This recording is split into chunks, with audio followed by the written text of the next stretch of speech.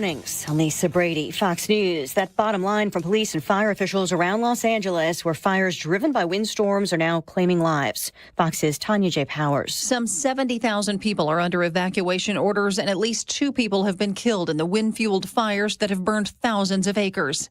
LAPD Chief Jim McDonnell says first responders are working around the clock.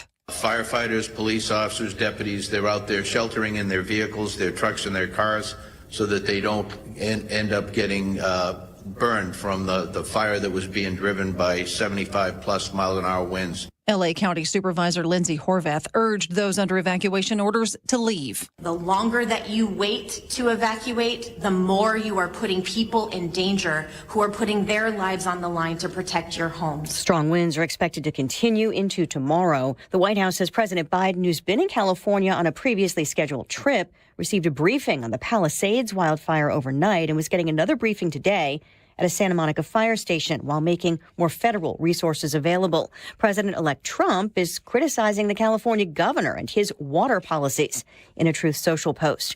An Oregon law that bans most secret recordings is upheld by a federal appeals court, rejecting a First Amendment challenge. Project Veritas sued in 2020, saying the state law made it impossible to record rioting in Portland. The law has some exceptions that allow recording during a felony that endangers human life and recording police performing official duties. Project Veritas's lawyers say the decision will leave undercover journalists with their hands tied. They plan to appeal to the U.S. Supreme Court. Fox's Jeff Manasso. The president-elect is asking the U.S. Supreme Court to call off Friday's sentencing in his New York hush money case. The defense still argues Trump convictions for falsifying business records should be tossed out. America is listening to Fox News. As a mom, comforting my family is what I do best. Vicks VapoStick provides soothing, non-medicated Vicks vapors in an easy-to-apply stick. And it dries fast, so there's no mess. I use it to comfort myself and my family. Thanks, Mom. Vicks VapoStick, soothing comfort for the whole family. And when you need more comfort for yourself, try Vicks Vapo Shower Max for steamy Vicks vapors. Use as directed. VapoStick for use ages 4 and up. Vapo Shower Max use for adults only. The new year brings new health goals and wealth goals. Protecting your identity is an important step. Your info is in endless places that could expose you to identity theft, leading to lost funds. LifeLock monitors millions of data points per second. If your identity is stolen, our restoration specialists will fix it, guaranteed, or your money back. Resolve to make identity health and wealth part of your New Year's goals with LifeLock. Save up to 40% your first year with promo code NEWS. Visit lifelock.com. Terms apply.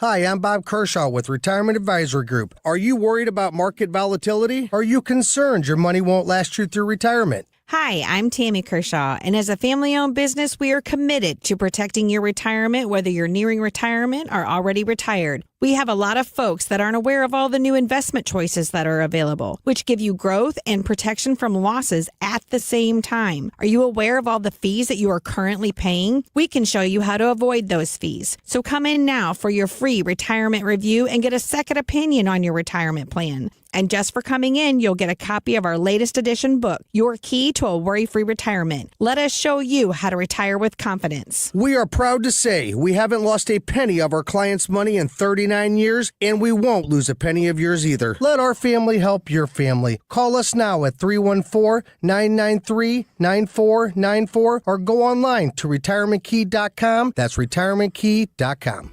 Life insurance. Why are you putting it off? Can't afford it? Too much hassle? Think you don't need it? There's lots of excuses for putting off life insurance. But if you weren't there, who would pay the mortgage and other bills? With Ethos, you could be covered in 10 minutes and boom, family protected. Ethos, fast and easy online term life insurance. Up to $2 million in coverage with no medical exam. Some policies as low as $1 a day. Answer a few health questions and get your free quote at getethos.com. That's GetETHOS.com. Eggland's Best, the only eggs with more fresh and delicious taste, plus superior nutrition. Available in so many delicious varieties. Classic, cage-free, organic, free-range, and pasture-raised. Eggland's Best. Better taste, better nutrition, better eggs.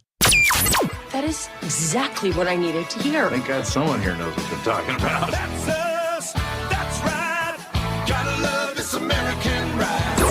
All right, you need to take the time and get the full picture.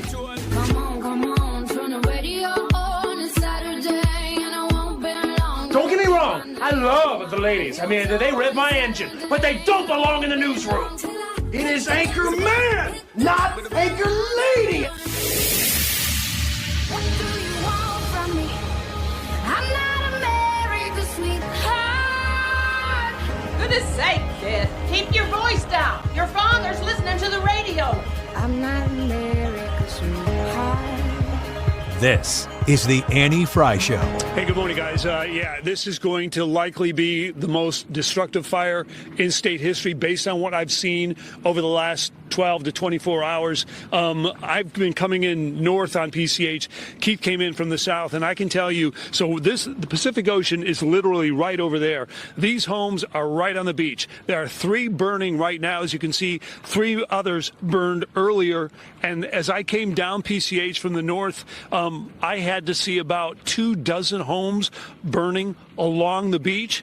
That is just absolutely horrifying to watch. Welcome to the Annie Fry Show. I spent last night, golly, was I up till 2 a.m.? I might have been up till 2 a.m. watching Twitter or X, I should say, just seeing the reports come in, and it's horrifying. This morning, I saw the reports that there are 2 people tragically who have lost their lives in this, but at the same time, I'm thinking, on the whole, it's amazing that it's only been 2 people. There are videos that you can watch on X about these fires in California.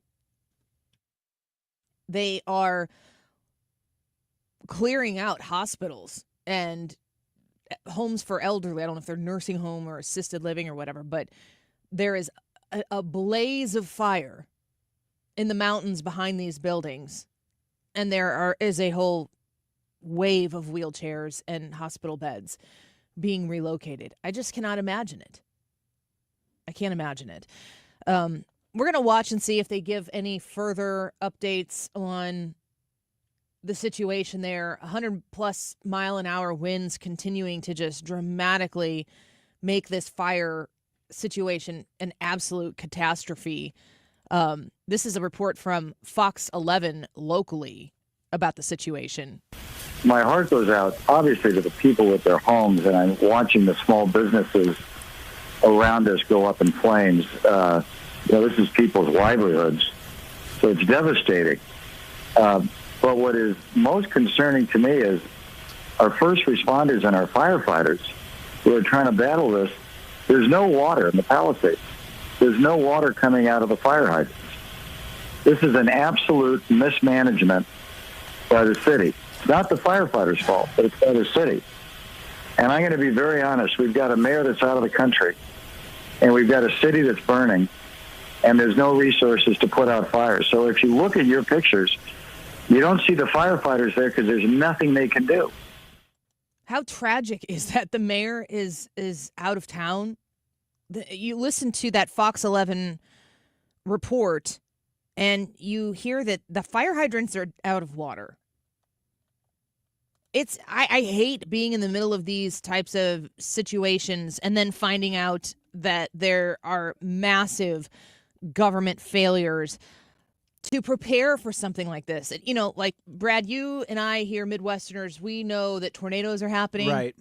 So you prepare to some extent for whatever that might be, which essentially probably means you know in your house where you go when the warnings and the sirens start hitting. Right. And the government has a role to play in warning systems and stuff like that. Make sure they function. And they've done a pretty good job, but that's why, what is it, the second Tuesday of every month? First Tuesday where I am. Yeah. You'll hear the sirens go off in your hometown probably around 10, 11 o'clock, something like that, and 10. they test them. Yeah. And so you know. Yeah.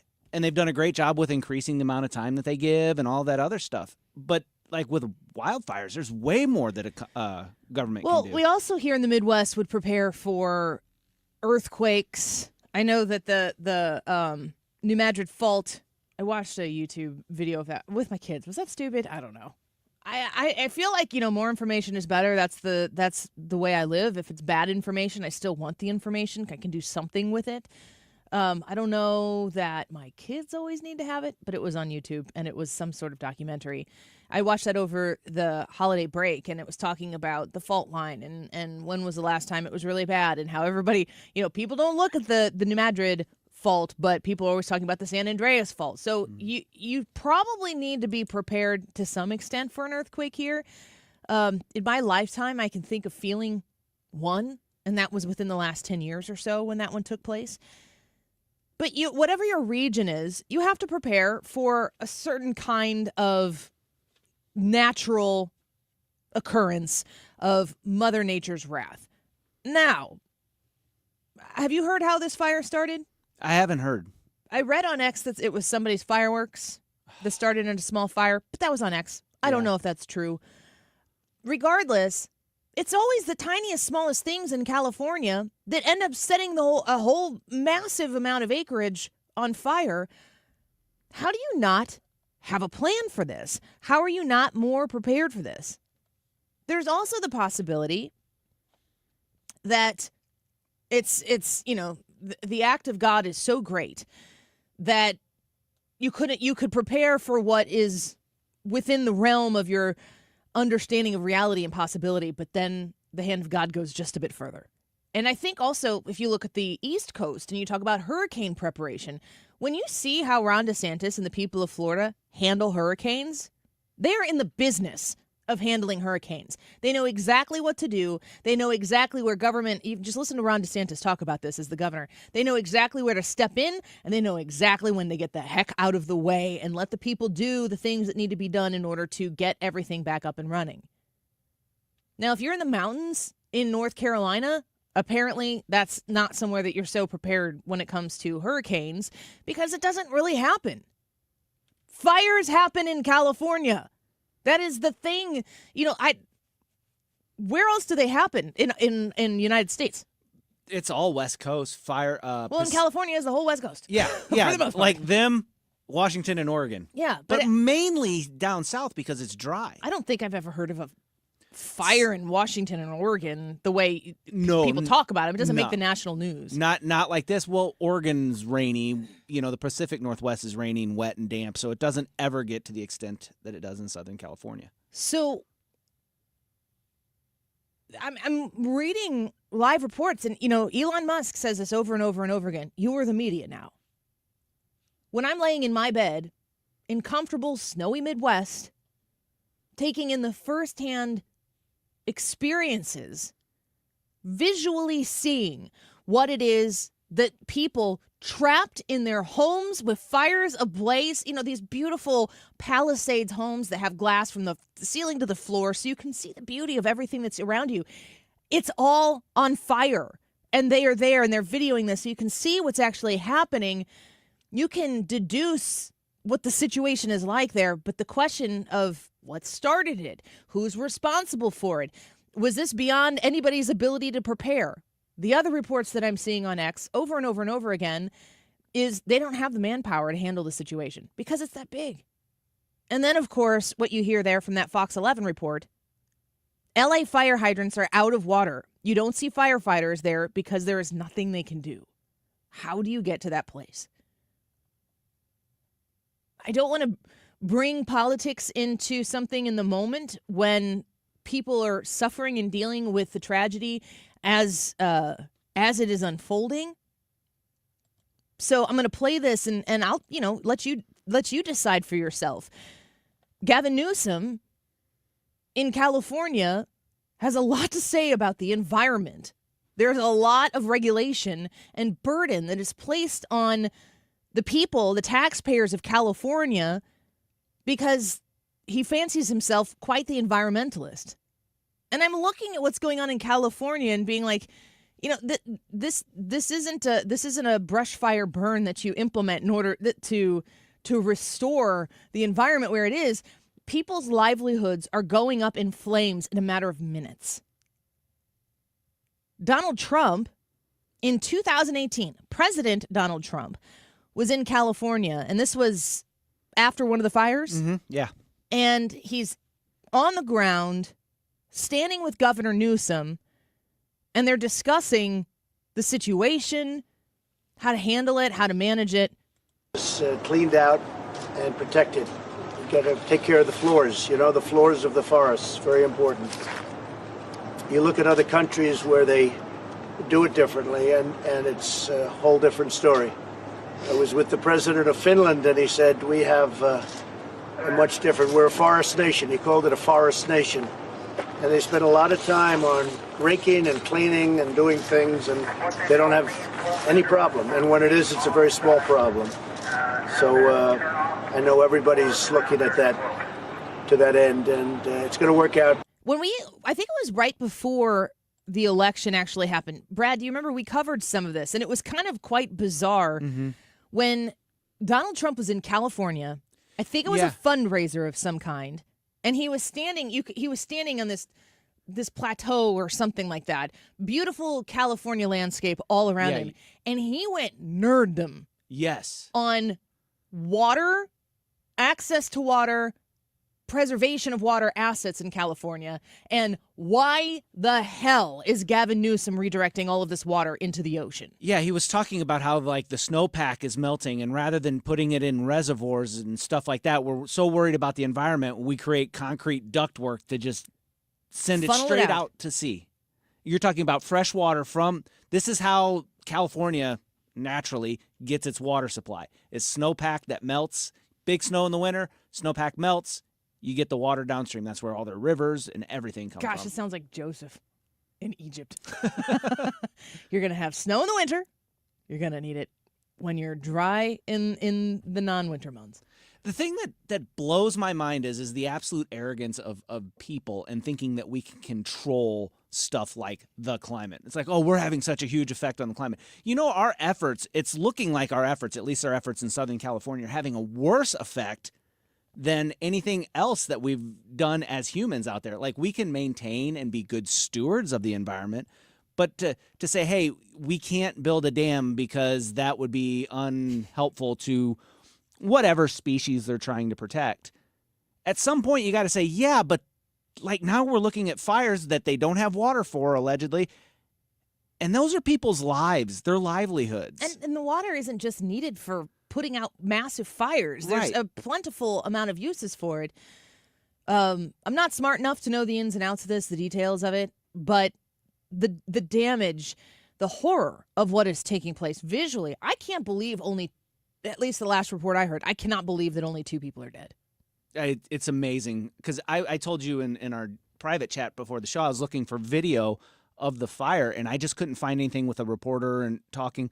But something that you can on the radio hear, right? Yeah. While we look at it.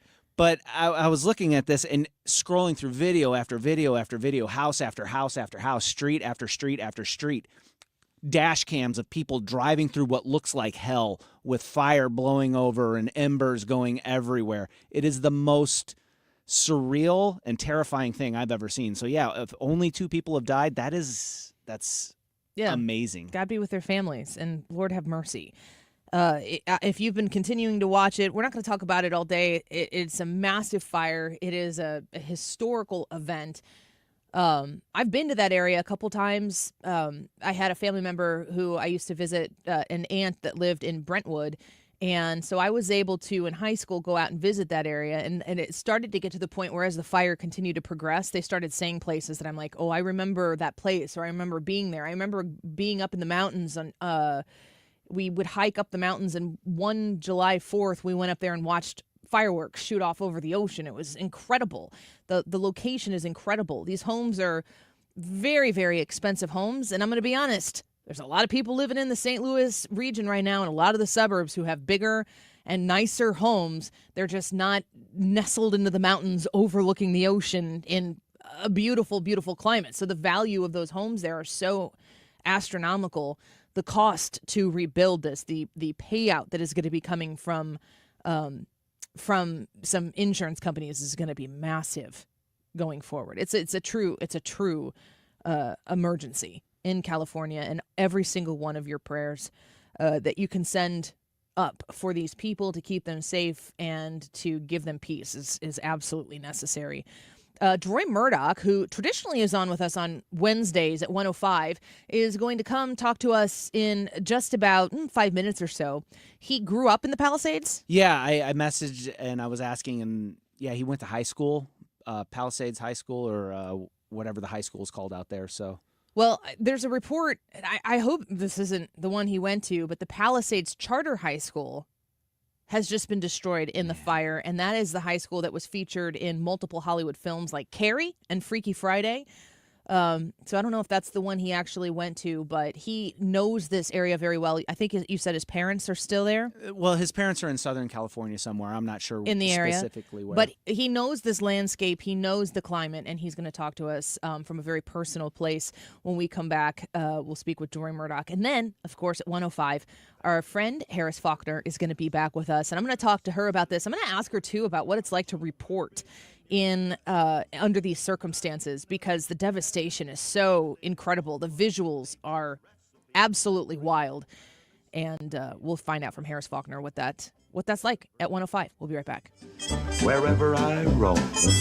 Why do the national tax resolution firms need the tiny fine print at the bottom of all their TV ads? Hi, this is Lance Drury with the Lance Drury Law Firm. You don't hear fast-talking disclaimers in our ads because the claims we make are 100% transparent. The Lance Drury Law Firm primarily focuses on one thing, IRS problems, and we're regulated by the Bar Association, and we have a AAA rating with the Better Business Bureau. IRS issues are serious legal issues. The Lance Drury Law Firm has helped thousands of clients navigate the best resolution plans, and we tell you up front exactly how much it'll cost. Tax resolution law is all we do. So before you send money to some out-of-town, high-pressure salesperson, give us a call at the Lance Drury Law Firm, located right here in St. Louis. Call today to schedule your free consultation with me, 314-260-6120, or visit lance.drurylaw.com. The choice of a lawyer is an important decision and should not be based solely upon advertisements. STS-armory.com. Visit their website and start the shopping process right now on your lunch break. You know you want to. Just go to STS-armory.com. And when you go see Katie and Jesse, make sure you let them know that you heard about them on the Annie Fry Show. Illinois, folks, in Pontoon Beach, Illinois, this is where you're going to find STS Armory. And you are in the best of hands when you visit STS Armory to ask them your questions, to make purchases, to get the education, the certification renewals. I recently got my CCL renewal class taken care of, did the qualification with them. It was wonderful. I kind of dread going to those things because it's like time out of your day, but then you're there and you're learning from Katie and Jesse, who are wonderful instructors. You get to go to the range and qualify once again, and you're like, gosh, I'm glad I did that, and I'm glad I did it at STS Armory. Reach out to them and talk to them about what your needs are, and they will help you get set up for making that firearm purchase. If you're looking for something to hunt, if you're looking for self-protection, if you're looking for the right conceal and carry weapon for you, if you're looking for the right holster for you, you can go to STS Armory and they will help you through the whole process. STS-armory.com. You're listening to the Annie Fry Show live from the Air Comfort Service Heating, Cooling, and Insulation Studio. Air Comfort Service is proud to support Greater St. Louis Honor Flight. Sign your veteran up for the Honor Flight today at gslhonorflight.org. And for heating services, visit aircomfortservice.com. You've got thoughts. Did you know you also have a microphone? Listen to 97.1 on the Odyssey app and click the microphone to leave a voice message. Whatever's on your mind, let us know by clicking the microphone in the Odyssey app. When you want a brand new kitchen, there's nothing to it. There's a brand new way to do it. 3-Day Kitchen and Bath. Jerry Adler had their kitchen remodeled by 3-Day Kitchen and Bath and talks about the experience. If we had only met Darren when we started doing this construction, I would have been a lot happier girl than I am now. My husband, when he heard that 3-Day Kitchen and Bath would be in 3 days and out in 3 days, did not believe me. Did he change his mind? When he saw that 3-Day Kitchen and Bath came in and was gone in 3 days, he found that that was the best experience we have had Darren worked with us on our budget so that we could have the kitchen we needed without feeling like we were completely out of our league. They were professional, cared about the other part of the house. The work is beautiful. I wanted to give them the biggest hug ever. Top quality materials and workmanship. 3-Day Kitchen and Bath. On the web at 3daykitchen.com.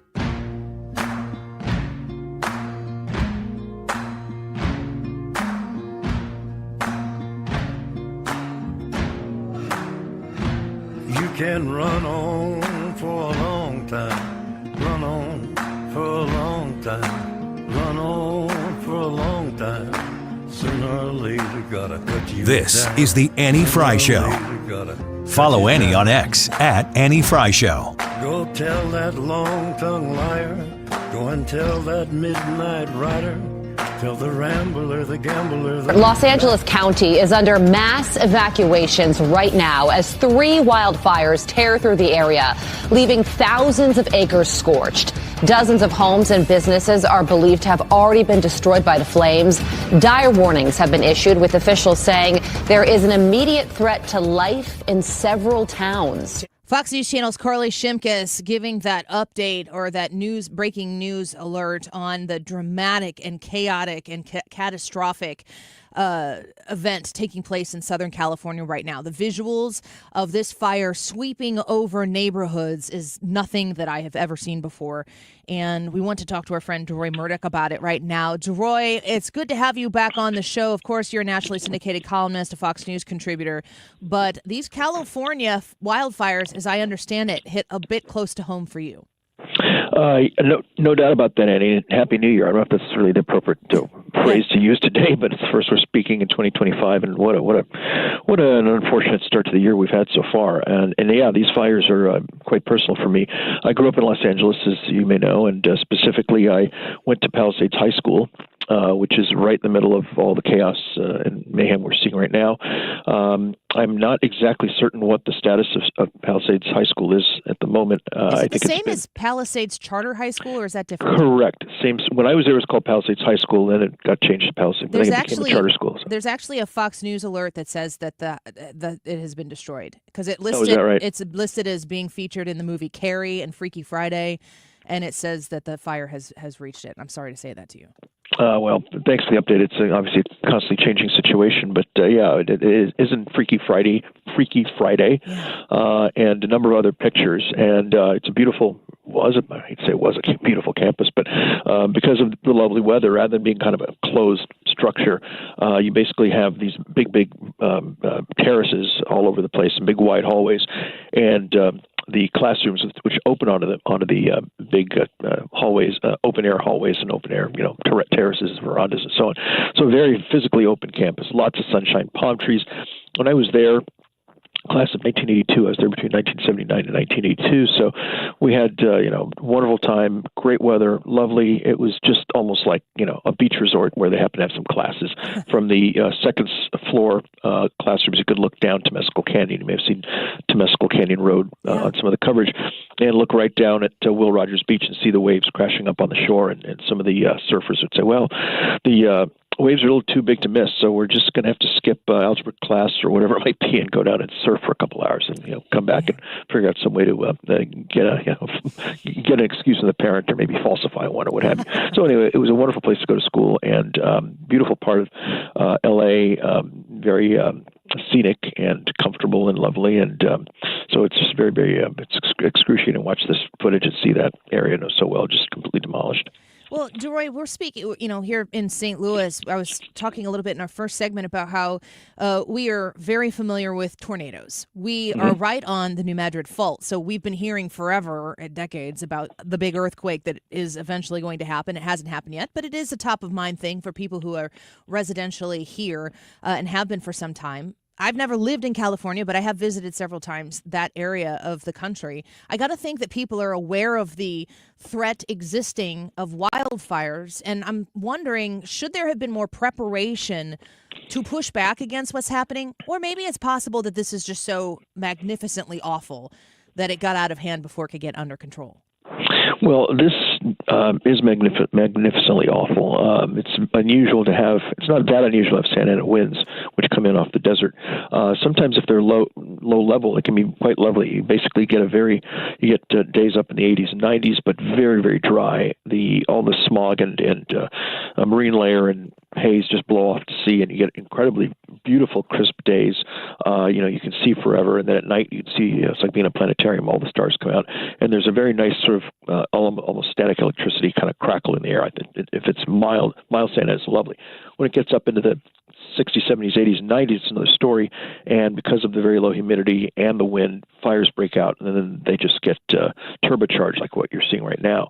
I think certainly what should have happened, and I guess has not been happening, is that there should be, in times where you don't have winds blowing, there should be controlled fires. They need to reduce brush, go in and take the vegetation out, and that kind of thing. And in many cases, that's just not been done in years or decades.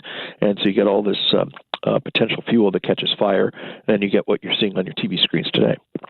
What these people who are fleeing? Obviously, there's well-established neighborhoods that are here. It's not like this is something that people there experience because they've been there for a long time. What does recovery look like for these folks who are losing everything other than, God willing, they manage to save their lives? What happens in the recovery here? Listen, I've been hearing from friends of mine, enough people know the area, but basically Sunset Boulevard from Amalfi going all the way west to the coast, beautiful winding roads with mansions on either side, all that apparently has been burned to the ground. There's a Gelson's Market near Palisades High School, that's gone. There's a Ralph's, a whole bunch of other shops in other areas have been burned down. Area below Sunset, sort of the Riviera Palisades going down towards Chautauqua, if you know where that is. That apparently is burned to the ground. So, I mean, I think there are apparently 1,000 homes that have been destroyed. People, I guess, are going to try to rebuild, but that's a very expensive part of the city. Yeah. These homes start at $2 and $3 million on up. We'll see what happens with the insurance companies. I mean, if I were the president of Allstate or Mutual of Omaha, I would be biting my fingernails big time right now because these are going to be some major insurance claims. And, I think some people will rebuild, and it's going to take a long time. But part of the beauty of that area is the old, many cases, old architecture, beautiful trees, lovely landscaping. It's going to take, years and years and years to put all that back in and have it look anywhere like it did yesterday or the day before.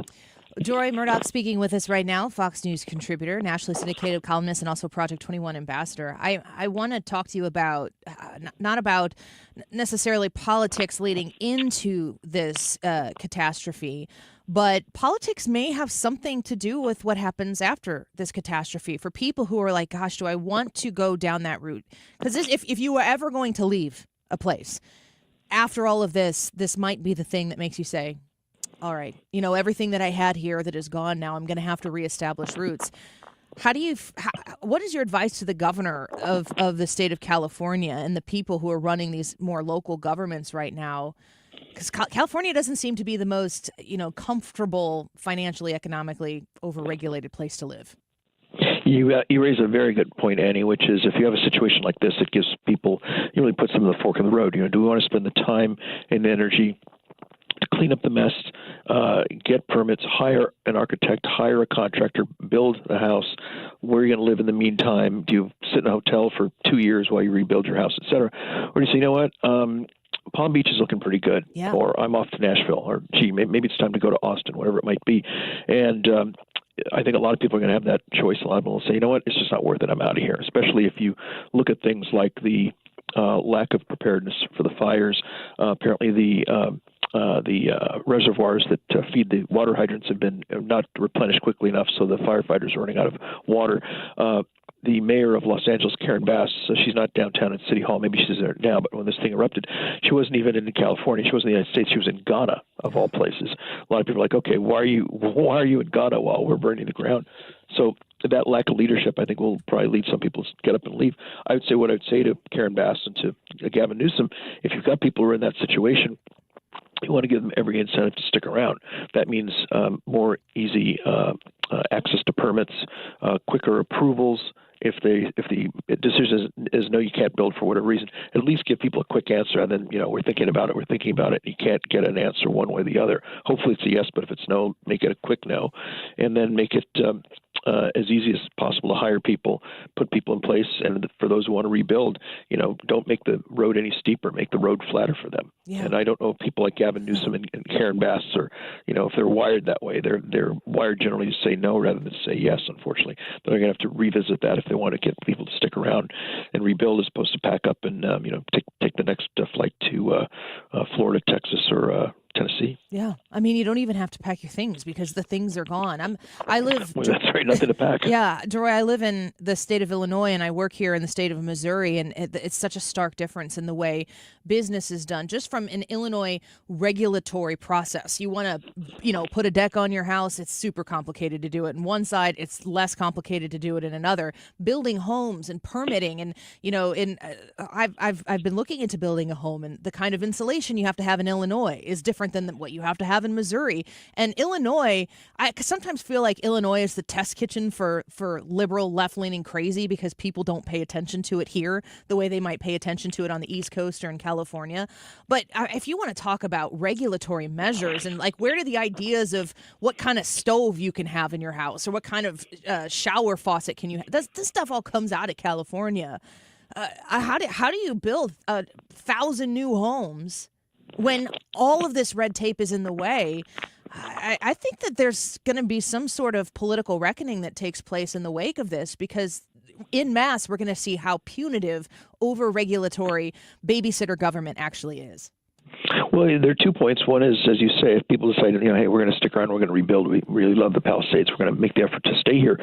And then you've got to buy this particular stove and that particular refrigerator and this kind of dishwasher. Very often they're more expensive than the standard models, and they also often don't work as well as the standard models. So that's one problem. The other problem is when Gavin Newsom and Karen Bass should have been saying, okay, we want to get people up in the hills to cut that brush down, peel back on the vegetation.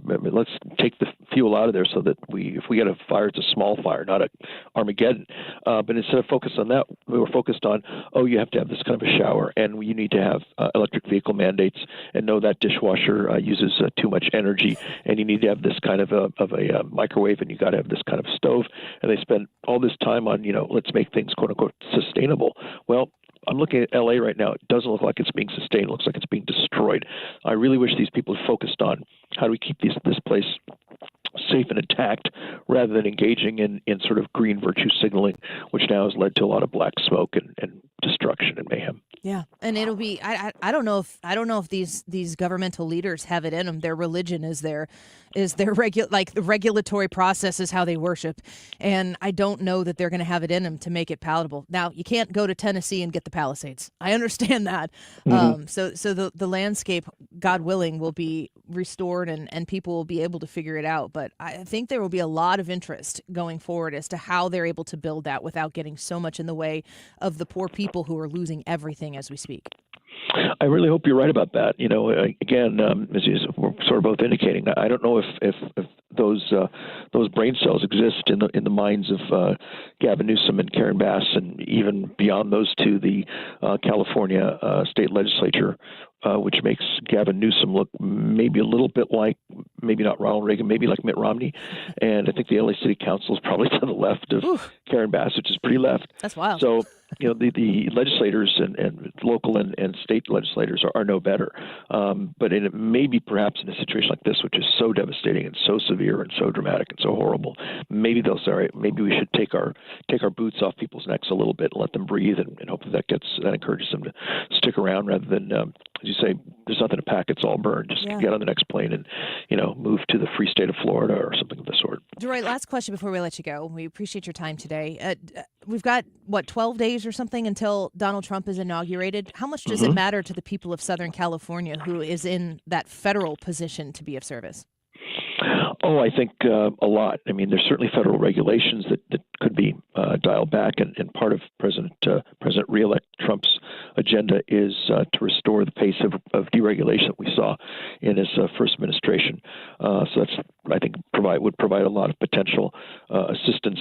He wants to get rid of all these, gas stove mandates. If you want to have a gas stove, you can buy a gas stove. So if you're rebuilding a house, you can spend money on less money for a gas stove that works as opposed to a lot of money for an electric stove that's probably more expensive to install and more expensive to operate. But in addition to that, Donald J. Trump is a one-man bully pulpit.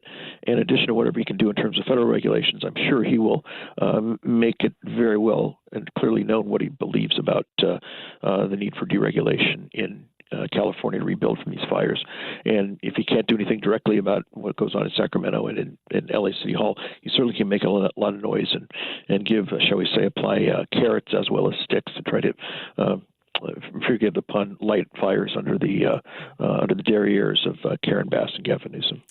Well, there is a lot to be happy about this new year, and unfortunately, this story is not one of those things. But Happy New Year to you. We always love speaking with you, and God willing, they get this under control very quickly, and your hometown there, that it gets restored as quickly as possible without a whole lot of obstacles getting in the way. That would be nice. All right. Very good. Thank you, Deroy. All right, Take all right, care. Annie. Thanks very much. Happy New Year. Bye-bye. You too. Bye-bye. Deroy Murdock there, Fox News contributor, Project 21 ambassador, nationally syndicated columnist, and our friend here on the Annie Fry Show. Quick break. When we come back, Wiggins America with Ethan. It's a younger, smarter, better version. That's what we keep saying, at least this week. He looks a little skeptical right now, so maybe we're moving a little bit back into Ryan Wiggins territory. There's only one way to find out, and that's to not go anywhere. Go to the Annie Fry YouTube channel. We want to talk about this throughout the course of the show as well. We did discuss yesterday. There's like a 5-minute video from Mark Zuckerberg making commitments to you as somebody who uses Meta products like Facebook, Instagram, and Threads, and whatever else he owns. But they're moving away from policing communication and speech the way they have before.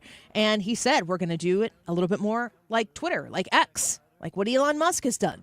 The YouTube live chat poll for today is, will Mark Zuckerberg make Facebook great again? Yes or no? Now, one little caveat for you. If you never thought Facebook was great in the beginning, that doesn't mean he can't make it great again. Do you think Mark Zuckerberg's going to do what he needs to do in order to make free speech feel comfortable on his platforms? Annie Fry YouTube channel, come say hi, and don't go away because Ethan in for Wiggins America next. He called my name and my heart stood This still. is the Annie Fry Show. John, go do my will. Follow Annie on X at Annie Fry Show. Go and tell that midnight rider, tell the rambler, the gambler, the backbiter, tell him that God's gonna cut him down. So shopping for flooring is exciting. It is an investment, of course, but when you have committed, okay, it's time to do it. We're going to finally replace this flooring. The way that it refreshes the look and feel of your home, the smell of your home. Every time you walk home or you pull in the driveway, you get out of the car, you open the garage door and you walk in and you're like, oh, it's like it's a new home. That's what you've been looking for. And in 2025, you've made the decision. It's time to replace the flooring. Good for you. Now, where do you go to do it? There are a lot of options out there for you when it comes to shopping for flooring. You want to shop at Michael's Flooring Outlet. They care about you. They care about making sure that you have a wonderful experience with the best customer sales staff in the business. But they also are dedicated to making sure that you do not sacrifice quality for value. For instance, the Ultra Wood product, which is incredibly easy to install, and it has the Wet Protect waterproof hardware and the Everlast hardware protection, which is incredibly easy to clean. That might be what you're looking for, and they have it for you. Reach out to them at any of their 3 locations in St. Louis, but you can find them online, Michael's Flooring Outlet at igotfloored.com.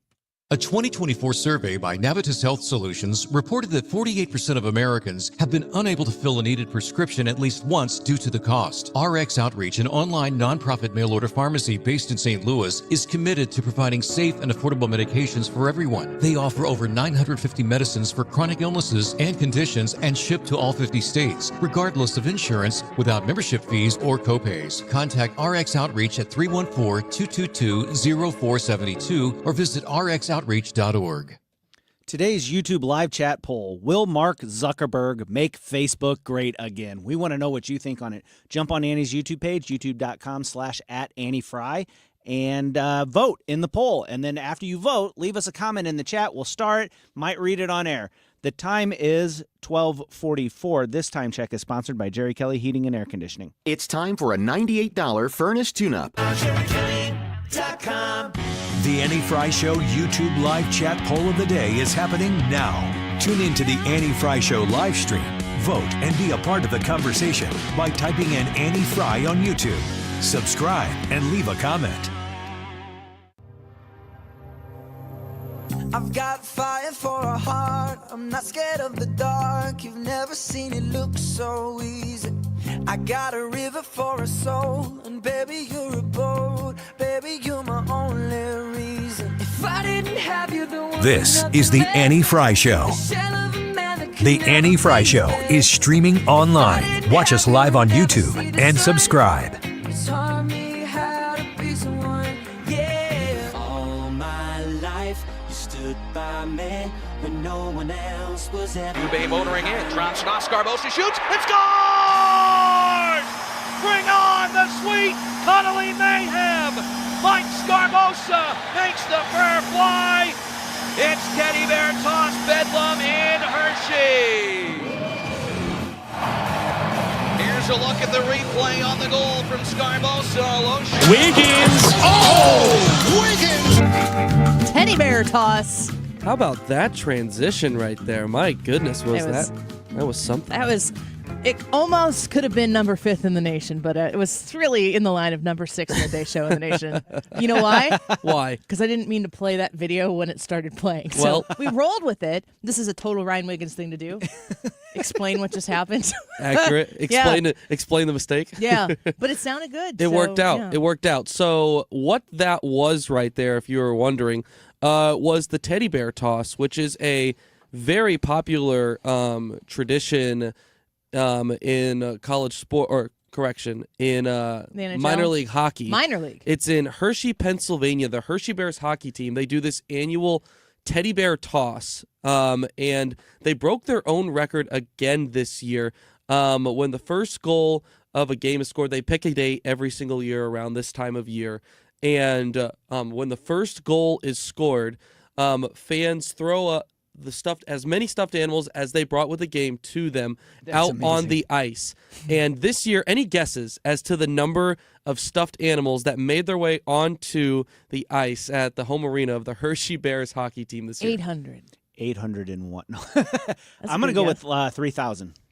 102,343. So then, did they donate all of those? They donate all of those, yes. Like to a local, what do they do with them? I'm not sure what the specific, if it's toy drive or if it's to a hospital, but yes, they're put to good service. That's great. So, and that got me thinking, like, we need some feel-good news. That's kind of the point of Wiggins America. A lot of crappy stuff going on right now, especially with all the heartbreaking information with the fire coming out. We need some good news. And I was looking into some of the best traditions, in sports. Because everything has to be involving sports when it's Ethan's America. It is your America. It can be however you want. Amen to that. When you become the president, you can start renaming golfs around the country, around the world. Golf of St. Louis Cardinals. Golf of that's how we'll know when you're officially made it. Yes. Okay, I see. The Hannah Fjord. That was bad. So feel free to, if you guys have any traditions that you've seen from your teams. We have a lot of different teams represented in this room. Did I play sports? Yeah. Yes, I did. What did you play? I played in high school baseball and soccer, but also played other ones growing up. What is, does Ethan have a sport? Oh, it's baseball. It's baseball. Yes. When did you start playing baseball? I was probably 4 or 5. When could I start really, walking? Really young. And when you played, did you play Little League? Did you go straight into, some sort of club ball? I started with Boys and Girls Club recreation. Yeah. Up until, 4th grade when I got into just select ball, low-level select ball, and played select ball up until high school. How long did you end up, how much of that time did it consume of your life when you were playing baseball? Structured time, not how much you would put into it. You mean just season length? That's a good question. I would say that, so the season would usually end, and I start with end for a reason because that was much more like, okay, this is kind of the end of the year. Right around when school started was kind of when the season would end. End of July, beginning of August. Then we'd have those few months off, and then we'd get into the new year, and we would start the winter practices. We'd start hitting again once or twice a week. The way baseball works right now, very much so, is like your summer season. The final tournament of the season is July 4th. Oh, really? And then you've got like, I kind of, there's a part of me that liked it, and there's a part of me that despised it, because I grew up playing City League softball, but that's what people did. That's what girls did. I mean, there was a City League softball, and we had, I don't know, a dozen plus teams at every level, and you'd play competitive softball. Yeah. And you played on Tuesdays. And you played from like maybe mid-May, usually started a little bit before school was out, and you were playing through August. But it was one game a week. Now, you played significantly less games that way than these teams who scrunch everything in the middle of, like, I don't know. They start playing in March, maybe. Just seems weird to me how that shifted. But when these kids get done playing baseball around July 4th for the summer season, then they start practicing for their fall ball and like travel tournaments. Yeah, I never played fall ball. And I think that was honestly a big reason as to why I was able to stay fresh on it, because it wasn't a year-round thing. Sports at that age should not be a year-round thing. Baseball and what else? Soccer. Gosh, I hate soccer. So I'm sorry, people. It I know it's St. Louis. It kind of transitioned perfectly, though, to Very where different. like soccer started right when baseball ended, and it kept me very, very fresh on both those sports. But when you start playing these sports as a young kid and you're participating in them, and then you see these traditions, it's just a way to pull you into different programs even more. I think that's really cool. Totally, yeah. Don't Chicago has a tradition of throwing records out onto the? Was that what that was? White Sox? The disco riot. Disco riot? It's the same. They had a Disco Sucks rally. Do you know about the disco riot? I think I've heard of it, but I'm not super familiar with it. Nobody's super familiar with the Chicago White Sox. That's fair. Anyway. It kind of reminds me of the seat cushion night that the Cardinals had in the 80s. Yeah, it's very similar. Along those lines. Tommy Herr, the walk-off home run, and everyone's seat cushions. That was in celebration. Yeah, yes. I don't think that the disco riot was in. No, this is more South Side. Yeah, this is a little bit harder than, shockingly, St. Louis. Anyway. Checks out. So there's a couple of really fun sports traditions that I thought were kind of cool to mention, and one of those was the teddy bear toss. There's another really cool one, and I think that these kind of things are even cooler when they come from lower level organizations or smaller schools, because it kind of becomes what you know these places by. And another one is Taylor University. If I were to ask you guys what Taylor University is, unless you were an alum, you probably wouldn't know. But they have this very popular tradition that started back in the late 1990s that they do right before Christmas called the Silent Night Game. And what they do is everyone, what sport is this? This is basketball. Basketball, Good clarification there. So this is basketball. They stack this tiny gym full of fans to the brim. Super popular on campus. The students dress up crazy, just absolutely insane, all kinds of goofy costumes and outfits. It looks like Halloween in the stands. And from warm-ups to the start of the game to the point of where the 10th point is scored by the home team, it is silent. No words spoken. Crazy.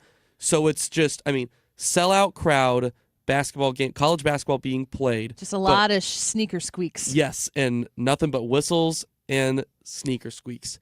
And then at the moment that the 10th point is scored, the fans go crazy. They storm the court, and it's absolute mayhem. They storm the court? They storm the court. Yes, they literally stop the game. Is this a fundraiser? I bet there's some sort of. It's probably been turned into that. This is. Seems like that would be problematic for if I as somebody who has done officiating not for basketball but for volleyball, but am related to many basketball officials, that would just be an abject nightmare. And then everybody starts running at you. We're like, run or attack. You're doing the team with the veterans. Like, have you done one of these Silent Night games before? No. Oh, this is gonna be interesting. Don't tell them. Don't tell them. So these fans absolutely erupt. They go crazy. They stop the game. I would say, visiting team runs to their sideline to get out of the way. And then it is literally like, if you watched an SEC football game and you saw, and it was a huge upset and the fans just go ballistic, that's exactly how it is. So that's one of my favorite ones. Cool. And then following that, at the end of the game or near the end of the game, the student section breaks into song and they sing Silent Night together cool. as the game is going on. Very cool. So that's another one of my favorites. Brad, you mentioned one I thought earlier that was pretty funny that I hadn't thought about, but that was what the Wrigley Field crazy fans do out in the outfield. Yeah, everybody, when you think Wrigley Field, you think about throwing the ball back after the home run. Yeah, that's crazy. That's Wrigley. That's it. But there's another one where they just get together and they start stacking their beer cups and their drink cups together, and they see how long they can make this cup snake go, and it'll go in the bleachers all the way up the bleachers as high as they can get it and over the side. Mm-hmm. It's pretty cool. It's fun to watch. Yeah, that's a good one. When it's in pro sports, a lot of times it's like, no offense to the Chicago Cubs because the Cardinals are like right there. Didn't we finish like one game apart from them last year? Yeah, the last couple of years it's been really close. A lot of these traditions in pro sports come from non-entertaining game situations. Correct. Like, what else could we do? I don't know. More beer and we'll stack the cups and see what we can come up with. Those kind of things are fun. Another one that popped up was the Lambeau Leap, the Green Bay Packers, where after a touchdown, it has become a very famous thing for players to jump onto the front row of somewhere behind the end zone after scoring, and all the fans will pat them on the helmet and celebrate with them. There is a lot of really good and really cool sports traditions out there, but I know I mentioned a professional one right there. I think that the ones that the smaller schools and the smaller organizations really take identity with are a lot more fun because it's more than just the identity, the brand. Yeah. I think another whole conversation I think would be interesting too is like songs that are specific to, like the St. Louis Blues, Country Roads, Sweet Caroline, Boston Red Sox. Yep. The Cardinals don't have one. No, not really. Are we above it? No, I just think that haven't had the right song yet. It sticks with some and it doesn't with others. Basically anything that's by Nelly. Basically, it's country grammar. That's what it is. That is what it is. Harris Faulkner next. All these lights Are you worried about the state of the economy? Concerned about market crashes and rising inflation wiping out your savings? At Noble Gold Investments, we understand your fears and have a solution. Call us today at 1-888-403-1050. Imagine safeguarding you and your family with a tangible asset that has stood the test of time. Gold. With Noble Gold Investments, you can diversify your portfolio and protect your wealth from economic turmoil. Our team will guide you through the process, ensuring you make informed decisions that best suit your needs. Call Noble Gold Investments today at 1-888-403-1050. That's 1-888-403-1050. The future is uncertain. Take control now. Call 1-888-403-1050. Past performance may not be indicative of future results. Investing in precious metals, including gold, involves risks. Consult with your tax attorney or financial professional before making an investment decision. Hope you enjoyed your meal. And I just want to say, he's lucky to have a brother like you. Lucky? Caring for my brother is far from easy. Waking up every day, lifting him from the bed to the wheelchair to the car to get him to therapy on time, it's no small task between the doctors and the diagnosis, but nothing can disable this love. This is my big brother, my hero. He's part of me, like my arms and legs, so I'll be his. See, there's no time for tired. This starts again tomorrow. He'll be waiting for me. I wake up for him. I know he needs me, but I'm the lucky one. Even though I need help now and then. If you're caring for a loved one, visit aarp.org/caregiving for care guides and community, or call 877-333-5885. Caregiving Resource Center. Support for your strength. Brought to you by AARP and the Ad Council. Hi, I'm Uzo Aduba, and right now, medical information is not regularly being shared within the research community, but you can help change that. Patients can help accelerate research by sharing their information and unique experience. Everyone's experience with cancer matters, including my own. If you're a cancer patient in the U.S. and its territories or Canada, you may be able to play a part in accelerating cancer research and uncovering new breakthroughs simply by sharing your patient data with researchers around the world. My unique experience can make the difference of life and death to some of the people in my community. It is in our stories and data that the answers can be found. Join Stand Up to Cancer, Count Me In, and thousands of patients like Maeve, Bridget, and Joel in this movement. For our family. For our friends. For us all. The information is out there. Together we can unlock it. Join in at standuptocancer.org/countmein. KFTK FM Florissant. From the Under Law Injury Lawyers, GetJim.com studio. That's GetJim.com. 97.1 FM Talk. Always live on the free Odyssey app. An urgent appeal in a wildfire zone on Lisa Brady, Fox News. But if you are told to evacuate and given an order, there is nothing worth your life. LA County Sheriff Robert Luna, as several wildfires burn out of control around Los Angeles, now blamed for at least 2 deaths and multiple injuries, with 70,000 under evacuation orders. Please listen to the police and fire officials that are out there and be prepared to evacuate. More than 1,000 structures have been destroyed, the fires being fueled by hurricane-force winds. Fox's Jonathan Hunt in Pacific Palisades. This is not one of those neighborhoods we so often go to that is dozens of miles outside of Los Angeles, the city, where we see these fires. This is in the heart of LA, so it is densely packed, and literally as far as you can see up this street, every single property destroyed. So when they say 1,000 structures, we are talking hundreds and hundreds of homes. The White House says President Biden has spoken with California's governor in addition to receiving briefings on the fires. He and the First Lady are in California on a previously scheduled trip. President-elect Trump heading to Washington, D.C. for tomorrow's funeral of former President Jimmy Carter. While he's there, planning to meet with Senate Republicans tonight on his agenda.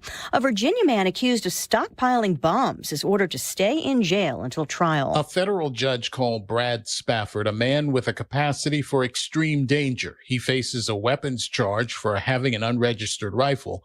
Charges also may center around Spafford having the largest stockpile of finished bombs in FBI history, more than 150 of them.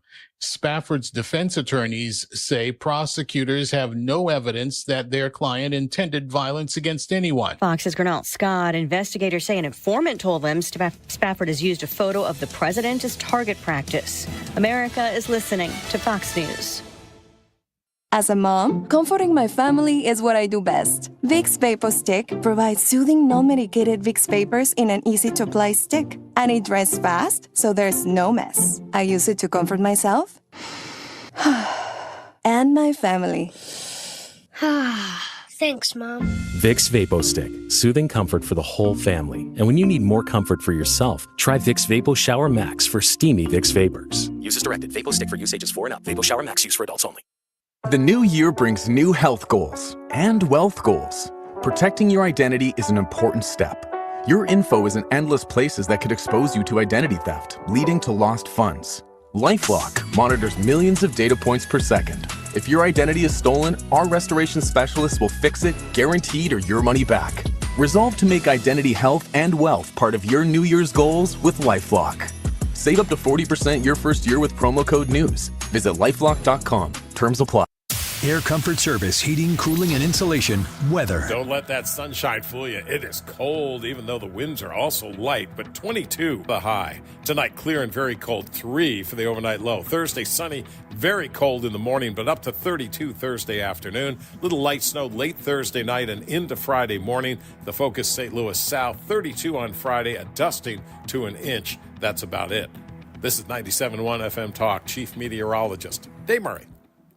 What's your favorite 4-letter word? Chances are you've said it more than a few times dealing with this crazy world we live in. But at Compass Retirement Solutions, our 4-letter word of choice is hope. Hope for a better tomorrow. And hope that your retirement plans don't take a back seat. You've watched inflation soar, and maybe your retirement future feels a little uncertain right now. But all hope is not lost. Find out exactly how much risk you're still taking with your investments. Find out how you may be able to save big on taxes. And find out how having a written retirement plan just might give you the hope you've been looking for. Call today to set up a meeting. 314-373-1598. That's 314-373-1598. Compass Retirement Solutions. 314-373-1598. Firm offers insurance services but does not provide tax advice. Investments and services offered through Compass Retirement Group, a registered investment advisory firm in Missouri and Illinois. Investing involves risk, including the potential loss of principal. Supporting your nutrition should be easy. That's why we created the Neovitin Women's Multivitamin monthly subscription. Get your daily Neovitin Women's Multivitamin delivered directly to your door every month. You can pause or cancel your subscription at any time with no long-term obligations. With B vitamins to support energy, vitamin D for bone support, and our physician-formulated proprietary blend, Neovitin Women's Multivitamin is here to support your nutrition every day. Start supporting your nutrition and sign up for a monthly Neovitin Women's Multivitamin subscription today at neovitin.com. Mark Cox here. If you're nearing retirement or already retired, call my friends Thomas Helbig and Bob Kershaw with the Retirement Advisory Group. They'll show you how to link to the market without the risk. They're the official financial advisors of my show. Go online to retirementkey.com. The countdown to Inauguration Day is on, and 97.1 is your transition team headquarters. Every day one executive action. It's all here. Trump's second term is coming soon on 97.1 FM Talk. That is exactly what I needed to hear. Thank God someone here knows what they're talking about. That's us. That's right.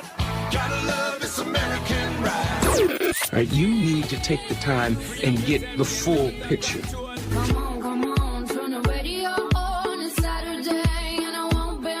Don't get me wrong, I love the ladies. I mean, they rev my engine, but they don't belong in the newsroom. It is Anchor Man, not Anchor Lady. What do you want from me? I'm not America's sweetheart. Goodness sake, kid. Keep your voice down. Your father's listening to the radio. I'm not America's sweetheart. This is the Annie Fry Show. Hey, good morning, guys. This is going to likely be the most destructive fire in state history based on what I've seen over the last 12 to 24 hours. I've been coming in north on PCH. Keith came in from the south, and I can tell you, the Pacific Ocean is literally right over there. These homes are right on the beach. There are 3 burning right now. As you can see, 3 others burned earlier. And as I came down PCH from the north, I had to see about 24 homes burning along the beach. That's Fox News Channel's William Lajeunesse reporting on these Los Angeles wildfires, which is just absolutely horrific to watch. And also, I got to imagine, to report on as well. And we're going to bring on our guest right away here because Harris Faulkner is on with us. She is, of course, an author. She is the host of the Faulkner Focus and Outnumbered on Fox News. But Harris, I know that you've done reporting all over the country. And I always think about reporters that would be like yourself in these positions, seeing what you're seeing with your own eyes and having to tell the American people about what's happening. What's that like? You know, this is the hardest but most important part of my job. And first of all, I want to say thank you for having me on. It is a huge news day for so many different reasons, and this fire is one of them. But also blessings in this new year. We are, as a nation, watching a lot of differences and changes in this country. And so that's being ushered in with a new presidency. There are a whole lot of things that are going on right now. I will say this about the West Coast fires. When this began a little bit more than 24 hours ago, no one had forecast 100-mile-an-hour winds. Now, as the day went on, they did. And the game changer that became was that this was a hurricane that wasn't driven by something that can put fire out, rain, which most hurricanes have a lot of rain, not all. This was driven by something that really nothing puts it out. If you can't hit it from the sky, those firefighters don't stand a chance on the ground, which is why in some neighborhoods they're just letting the houses burn because you don't have enough resources to go in there and put everything out. This is an inferno hurricane. That's what I've been calling it today. And during my hour of the Faulkner Focus, we found out two things that I had not anticipated to hear. First of all, I didn't have my mind around people not getting out, but not out of stubbornness or some sort of, defiance of being told what to do. Annie, they couldn't get out. Yeah. I mean, they were given seconds notice. It wasn't enough time. And, many people have go boxes in that part of the world. Look, I live, the other half of my non-TV life in Arizona. Arizona has wildfires too. We don't get a lot of rain. We have one monsoon season a year. So I get it. And if you're smart, you do have a little go box. But come on, could you really get every single keepsake in a go box? Yeah. A go box has to be something that's not much bigger than your purse. Sure. Because you can't leave in your car. It's got gasoline in it. You can't drive that through flames. So I look at the number during that live news conference, 11 a.m. Eastern on my show, when the L.A. fire chief said we have a high number of significant injuries from people who did not evacuate. I'm thinking at that point, what in the world kept them from doing that? Some of them we learned from my fire chief interview moments later. Annie, they would get to the perimeter of their neighborhoods and the perimeter was on fire. So they'd have to leave their cars behind and then they were going to try to run for it. And then authorities said, you got to get away from the flames. Just go back to your houses. Well, how many houses burned as people went back to their houses? I just think this story goes on. And then I had a fire professional tell me today, he is the field chief of the Los Angeles County Fire Department. He said that this could take weeks to put out, at least a week to contain it above zero, which is where it is now. That's unbelievable. I mean, it really is. If we didn't have the visuals that are brought to us by people reporting in the press, believe it. And also the people I stayed up till 2 a.m. laying in my bed last night watching videos on X, and it's horrifying. You can't turn away from it. I really think that the press is going to have a very important role. You in your position with the national audience, but also those local reporters, because the amount of recovery that is in front of these poor people who are going to have to rebuild everything, either there or elsewhere, there's going to be a lot of government that is going to have to oversee what happens next in Southern California. And, I think of California as a highly regulatory area, and I'm looking at lives being preserved, but everything around them being lost and thinking, I don't know how anybody could prepare for something quite like this, but the press is going to have to keep the people who are going to be able to gatekeep what happens next, keep them very honest, keep them very much so in the public eye, so that the people of California are served correctly. Well, I don't know if they're going to be served any better than the victims of Hurricane Helene, quite frankly. The rich people will be, the privileged ones, and they'll get all of the attention. But here's the problem. There are people in apartments and other dwellings out there who aren't making the news right now. Who do you think works at all those restaurants? I mean, those small business owners have employees that they may have to tell, I'm sorry, you don't have a job, business burned to the ground. There are a tremendous amount of people who are suffering today that we don't have eyes on because they don't live in Malibu mansions on the sea. I have a heart for everybody who is losing livelihood. I remember Suzanne Summers lost her house in a Malibu fire just a number of years ago. They have a fire season. But that paled in comparison to this. And I remember her crying and saying, when you lose everything, baby pictures, everything. Remember, we did live a time years ago where we didn't have cell phones. So not everything has been preserved in that way. So I totally get that. But at the same time, my number one question is, what are you going to do for the people who are without? And by the way, not everybody could afford to go to a hotel when they were evacuated. I asked this question about hurricanes of a different kind, because, again, I call this an inferno hurricane. Not a technical term, but when you have fire that's driven by hurricane force winds, that's what it becomes. And so I have that question. I was already hearing this today. And now I'm starting to hear it from particularly Republican leadership on the ground in California. Why didn't the fire hydrants have more water in them? Why didn't the fire hydrants, particularly in Malibu, as some viewers have told me, not have water pressure?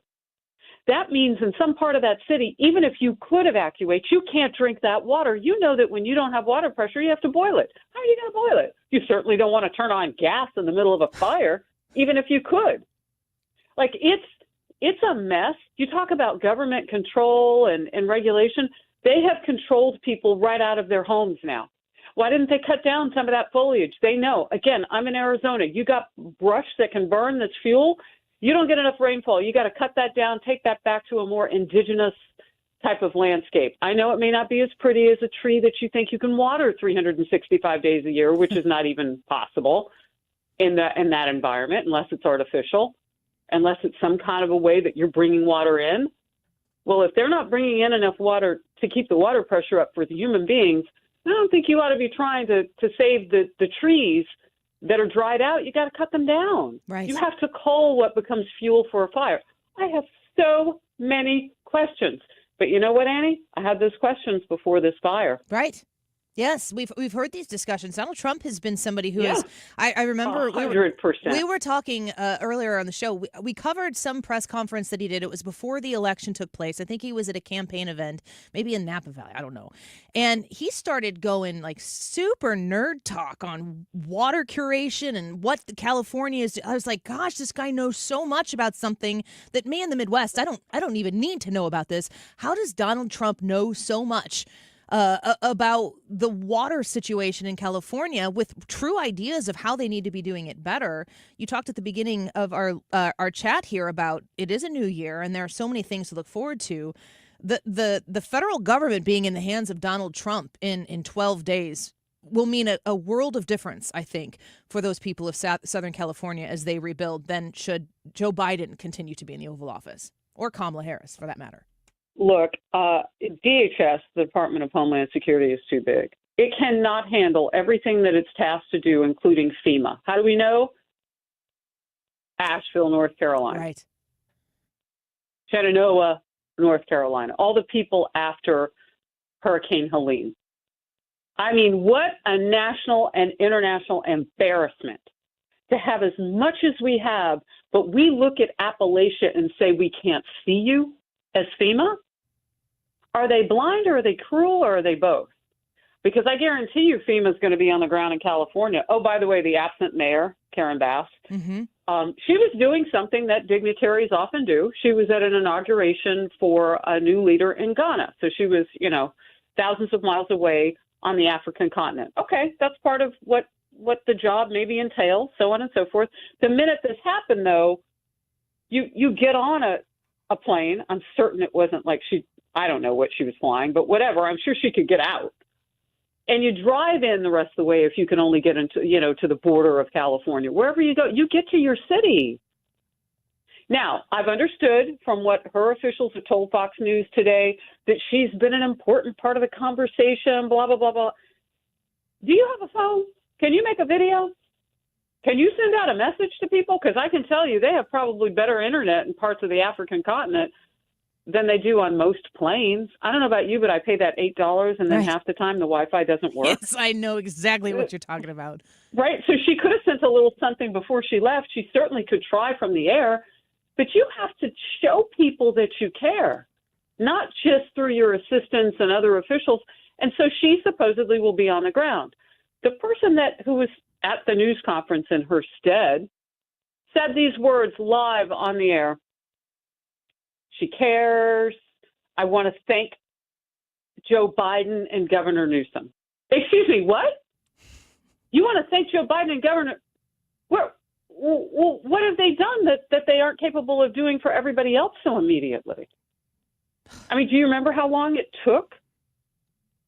I almost said the former president. He basically is 11 days. Very close. Do you know how long it took Biden to get to that region saying, well, I didn't want to be a problem? He was actually in Los Angeles yesterday. For a different reason. Yeah. For a presidential type of responsibility reason, he was. And he said he wasn't going to leave where he was or his hotel because he didn't want to cause like a motorcade situation, whatever. But he was making sure they had resources. Boy, I sure would like to be a fly on the wall when the governors that were trying to reach out, except for the Democrat governor of North Carolina, but the rest in Appalachia, what were those conversations like with him? Man, I mean, 11 days. Harris. I mean, you can tell my passion is on full display today. Yes. Because who will advocate for the people? And this is our job as journalists. You're right, Annie. If we don't start to put pressure on a system that now says it will listen to us, well, then when will we? Right. The only way to hold a government that is supposed to be by the people and for the people accountable is with a free and fair press that is willing to actually advocate for truth for said people. We haven't had that in the past. And Fox News, people feel like they can trust Fox News. We're very happy to be a Fox News radio affiliate here in St. Louis. But I'm even seeing other networks realize at least whatever they were doing doesn't seem to be working. If they get their act together, I think that would be good for the American people. But it's good that we have Fox News that we can rely on. And I trust you every day watching your show to make sure that you ask the tough questions, regardless of who you have on. And I hope to be able to see a lot more of that, especially when we have somebody in leading our federal government that cares about the American people and has new ideas to get the right things done. Well, and firsthand understands what it's like to have a media that isn't the two things that you mentioned. We have been free, but some among us have not been fair. Yes. And, no one knows that better than Donald Trump coming in as the 47th president of the United States. Because when he was 45th, he had to find out the hard way. Yeah. So, it's a whole new world. I mean, it's the fairness component. And now that it's expected, look at Meta. Oh, my goodness, Mark Zuckerberg, we're going to stop fact-checking. By the way, fact-checking on Facebook should have been in quotes. That's a whole other conversation. But he's going to knock that down now because he knows he's got to be competitive. Elon Musk means business. I've seen changes on X, even recently. I was having a suppression problem. Whenever I would ask questions, my reach was dampened and threats were allowed to come into my feed. And, I'm not the only one. I mean, Kaylee and I have both talked about this on the couch. The problem with that is that we're members of the media. And if I'm not allowed to ask questions on a platform that reaches tens of millions of people and you say that it's an open platform, then you're lying. And so I guess Facebook has been lying up until today. So I'm glad that Zuckerberg and his Meta staff have seen the light of fairness, and let's see where it goes. But they have to do it if they want to make money. That's the most beautiful part about it, is that it's the free market that pushed Mark Zuckerberg to get his head on straight. And God willing, he follows through on what he has said he is going to do. Another conversation I would like to have with you at another time. Certainly there will be lots to continue to talk about. Harris Faulkner, you are a delight to have on the show. Thank you so much for fitting us into your schedule. Thank you for having me. Oh, goodness. I'm always grateful, Annie. You know I'm a big fan. I appreciate you. I'm a huge fan of yours as well. Harris Faulkner, thank you for the time today. Happy New Year. God bless you. Yes, you as well. God bless you.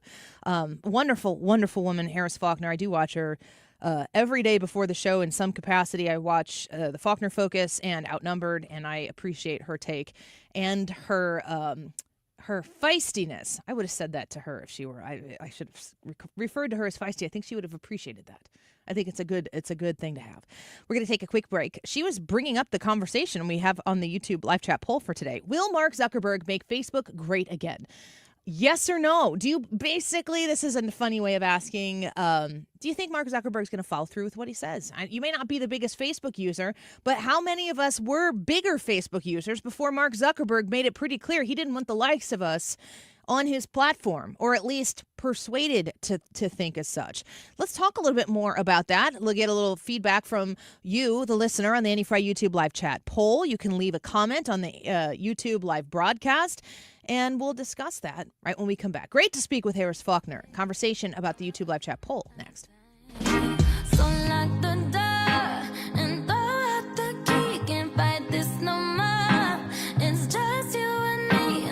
You're listening to The Annie Fry Show. The Annie Fry Show is streaming online. Watch us live on YouTube and subscribe. Stewie at Stewart's American Mortgage. That's the bagel loan guy. You've heard, you're like, bagel loan. What is this bagel loan I keep hearing about? It's all over St. Louis. Everybody knows about or has heard about the bagel loan, but maybe the details are finally becoming important to you. Let me provide them for you. A bagel loan is a name of a mortgage that you can get for your new home purchase, or you can qualify for a bagel loan refinance on your current mortgage situation. And when you go through that process and you get a bagel loan for your mortgage, you don't pay anything in closing costs. $0. Not rolled into the loan, not tucked away, not something that's going to come up and bite you later that you're going to pay interest on over 30 years. No closing costs on a bagel loan, which you can only get at Stewart's American Mortgage. I have refinanced twice using this process. I am a customer myself. I've gone through the process. I speak from personal experience. When you call 314-324-4440, that's 314-324-4440, Stewie is going to set you up for success. And if he doesn't have something that's going to improve your situation, he's not going to tell you to do it. 314-324-4440. Google the bagel loan and MLS number 226715. Step outside and fall in love with your backyard again. From inviting porch overhangs to durable composite decks and cozy screen rooms, Lakeside Renovation and Design creates stunning outdoor living spaces designed for relaxation, entertaining, and making memories. With expert craftsmanship and top-quality materials, your new outdoor oasis will be perfect for every season. Call Lakeside Renovation and Design today or visit lakesiderd.com to get started. Let's turn your backyard into the retreat you've always dreamed of. Hey, it's Bo Matthews for Razorback Armory. You know, they feature a lot of different brands of firearms, but one they've got a great relationship with is Sig Sauer. Sig Sauer is trusted by military, police, and civilians for decades. Sig Sauer has earned a worldwide reputation for the unquestioned accuracy and unflinching reliability of its pistols and rifles, and they are all available from Razorback Armory in Des Peres on Manchester Road. It's just east of 270 on Manchester. Find their address at razorbackarmory.com and tell them Bo sent you to Razorback Armory. You're listening to the Annie Fry Show live from the Air Comfort Service Heating, Cooling, and Insulation Studio. Air Comfort Service is hiring licensed journeymen. Don't have a journeyman license? Air Comfort Service will help you get it. Get guaranteed hours year-round and more. Apply online at aircomfortservice.com. The Mark Reardon Show. Wednesday afternoon, the Kim Gardner audit is a doozy, and State Auditor Scott Fitzpatrick will highlight all the details at 3:25. The Mark Reardon Show. Weekdays from 3 to 6, right here on 97.1 FM Talk.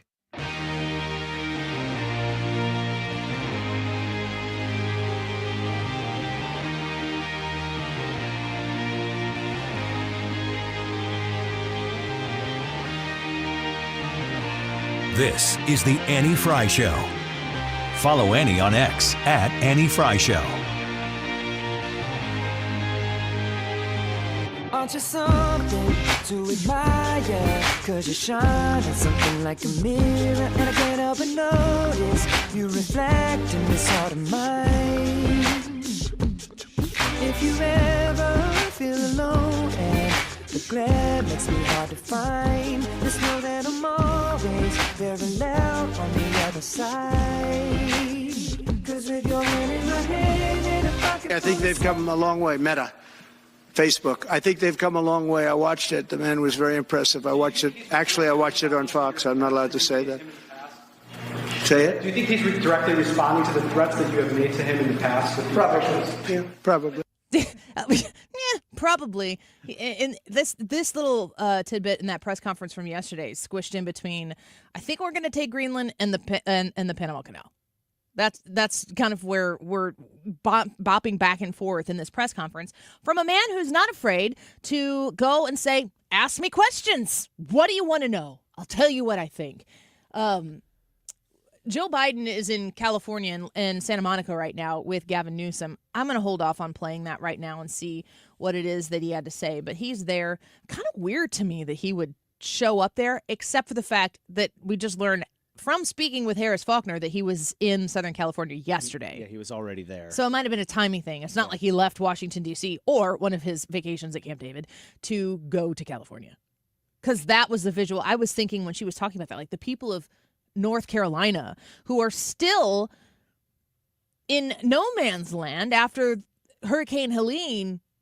If you tune into the news and Joe Biden's like fighting fires out in Southern California right now, are you like, what in the ever-loving fudge brownie is this? Yeah. What are you doing? What is, like, you couldn't make yourself look more partisan if you did that. But I think it's important. Yeah, he was there. He was already there. So if he's there and he doesn't do something really bad. Yeah, really bad. But I want to talk a little bit about this Facebook Meta thing. Because you are probably like me. I'm not getting burned by another one of these yahoos, so to speak, about, okay, yeah, I'll trust you, free speech on Facebook. Yeah, let's go. I'm not there. I'm not going to sit here and be like, oh, I'll just start posting all these things. Like putting in a Facebook post something about Trump. I'm conditioned. It used to be I was conditioned to reword things on Facebook so that I didn't use words that I thought were going to that I thought were going to hinder my ability to reach people. And then it got to the point where I was like, I'm not even posting on Facebook anymore. Yeah, I get that. Weird that you say that because I know exactly what you're talking about whenever I'm putting up YouTube videos and stuff like that. I'm always trying to be cognizant of what will allow the video to reach the most people. But the unfortunate, the sad part about that is that's essentially self-censorship, and that's the goal. Yeah, they've made me go, it's not worth my time. So my thoughts and my messages aren't out there for the people to see. I'm sure everybody's heartbroken over it. But I also found other avenues. YouTube, we're on YouTube. We have 11,029 subscribers on YouTube. I am incredibly proud of that. YouTube is a Google product. Google is an Alphabet product. Mm-hmm. These are not people who love what I think. Side note, pay attention to the people. If you want, have you ever looked at who owns large shares of Alphabet? No. George Soros does. Shocker. George Soros does. George Soros has his hands in Alphabet, which is way more than we could ever even possibly imagine. And when you pay attention to things like that, and you know that like everybody participates in something that has to do with Google, whether you could try not to, good freaking luck. Yeah, good luck. Yeah, I tried that for a while. I tried to be not Google, not have anything that was Google related. You can't do it. You've got your emails, be it YouTube, anything that Alphabet gets their claws in. They've got control of that, and that's Google. It's interesting that you mentioned George Soros has control over that because you get to the thing that organization that he is a part of or that he has founded is really interested in controlling speech. And when you can control what is said or the messaging, at least, not what is said, but what actually gets traction or gets put out there, you can start to shift and move the society into the directions you want to because you change reality for people. I just think it's important to mention that people like George Soros are everywhere. Everywhere. And you almost can't escape it, but you do have to be aware. Mm-hmm. And you have to be able to utilize things that you trust and people that you trust. Mm-hmm. And I just want you to know that you can always trust the Annie Fry Show. When it comes to Meta, when it comes to Mark Zuckerberg, when it comes to utilizing Facebook, I initially just totally recoil at the thought of using Threads. Yeah. Because it was a Meta product. It is X. Right. Right? It kind of came about right when Elon bought X and everybody, the liberals like, where should we go now? And then they went to Threads and then Threads really didn't go anywhere. But yeah, it's what's the Blue Sky. That sounds so pretty. Blue Sky. When I think about selecting a social media platform to have a familiar, comfortable conversation with like-minded people, I am turned off by that. Mm-hmm. I don't really. Maybe it's not fair. I have a show. maybe that itch is scratched doing this show. But to back up what I'm saying, the only time I ever log into True Social is to confirm that the screenshot that I saw on X about what Donald Trump said, and I'm like, he didn't say that. I'm like, oh, it looks like he did. Yeah. He really did say it, and he really did say it that way. I will go into True Social to confirm that. I am on True Social, Annie Fry Show. Go follow or whatever it is there, the show.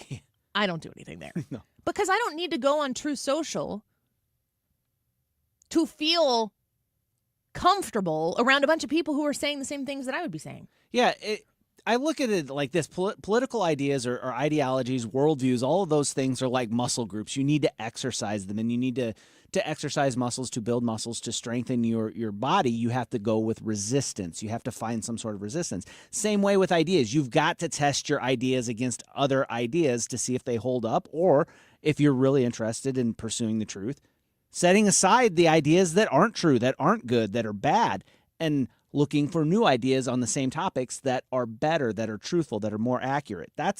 You can't get that in an echo chamber. You really need to crosstalk with people from opposing viewpoints. And I don't want social media to be all about politics all the time. Yeah. I don't want that. I don't want to.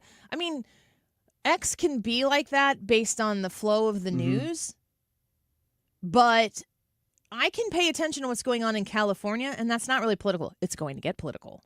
It is in some way, shape, or form getting political based on the perspectives of the people who are actually there experiencing this right now, who know a little bit about X, Y, and Z really should have been done right now. And other people are saying X, Y, and Z could be done if A, B, and C would have happened. And okay, yes, I get it.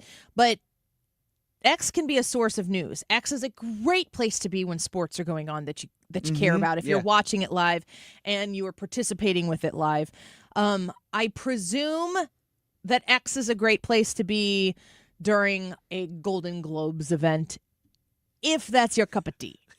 It is not mine. Did you watch any of the Golden Globes? I don't even know what I'm asking you. Just saw the few clips that hit X with what was her name? I can't think of her name now. The host. Glazer? Nikki Glazer? Yeah, she was good. She roasted a couple people, and that was good. I in my 2-week off stupor of I don't know what we're gonna do next. What do you want to do? Let's just turn the TV on and see what happens. Golden Globes pops up, and at that point, Golden Globes are up. We know that there's a snow day, so our family. I mean, I said something to my kids about this over the break. I said, "Are you gonna remember Christmas breaks like the way they are right now?" And they were like, "Oh my gosh, yes." I'm setting them up for a great disappointment because it's not reality. Their father is a teacher, so he gets off the same time that they do. I am encouraged to take time off during those weeks as opposed to taking a week off in the middle of August or, some other time. And I do not I work really hard to mirror the days that I take off with my kids. And I used to feel bad about that, but I got a news flash. I'm not. My kids are growing so fast that every minute I get to spend with them like that, I want to do it. Yeah, I do that for sure. So this year, the way the calendar worked, this was my favorite. Because with Christmas being in the middle of the week, I don't think we traditionally get 2 weeks off the way we did. Plus, then the kids got 2 more snow days. There are other people around where we are that did get a third work from home, learn from home day, which I'm not opposed to. The roads in many places, the parking lots were not traversable, and I don't want kids slipping and sliding around. Right. Or waiting at bus stops in 6 feet. Yeah, I am not a Scrooge about that stuff at all. But we take this time off, so I make it possible to be home with them when they are off, and we just hang out together the whole time. We play video games. We have a couple Nintendo Switches, and we have an Xbox. The Xbox is a hand-me-down from my brother, who gave it on loan, probably permanent loan, but who knows, to my son, so he could play. We play Fortnite together. So we've been playing a lot of Fortnite. But we also play Mario Party. If you know, you know. Ready? Yeah. But we just hang out together. And we spend all this time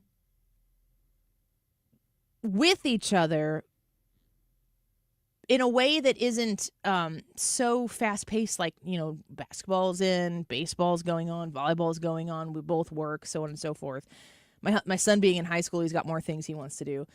Everything, it's almost like time stops for these 2 weeks. And it's just so amazing. And to me, it's like having a summer break. Mm-hmm. I don't have the summer break that they do, but I do not want to be at home with the same people for that long. At the end of summer, my husband's like, "Oh my gosh, I'm so he's done with it. He's over it."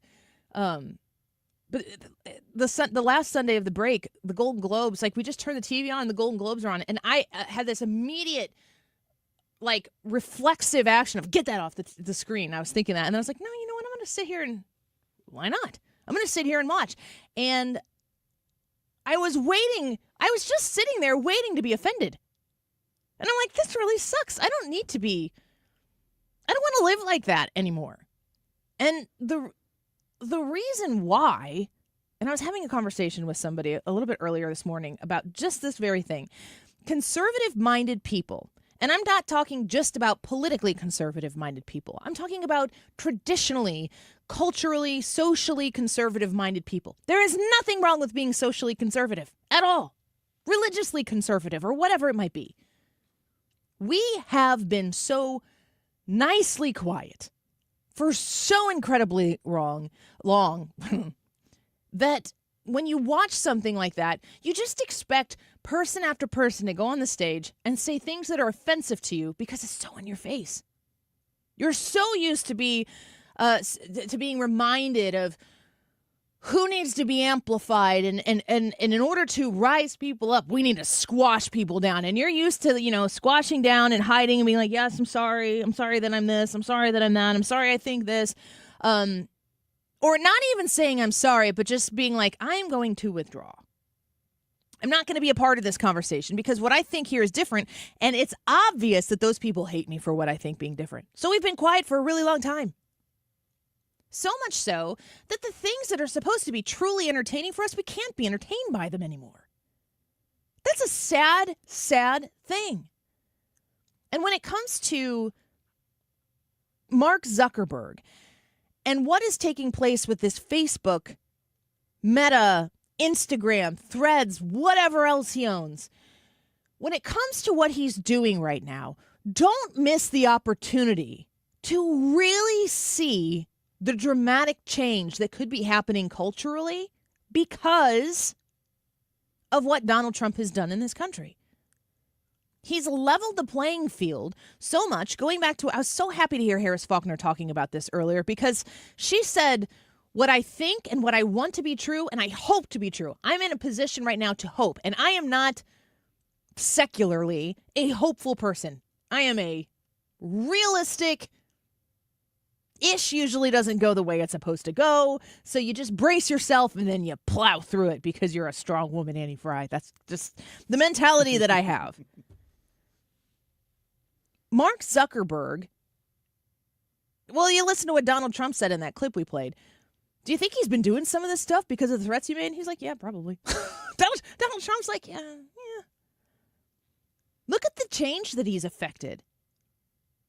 Would you ever in your wildest dreams in 2016 and in 2020 thought that in 2024 Donald Trump would have earned his second term with a resounding victory, 7 for 7 in the swing states? The popular vote, you never, ever would have imagined that, and you don't even know what to do with the affirmation of the American people of Donald Trump because we have not been here before.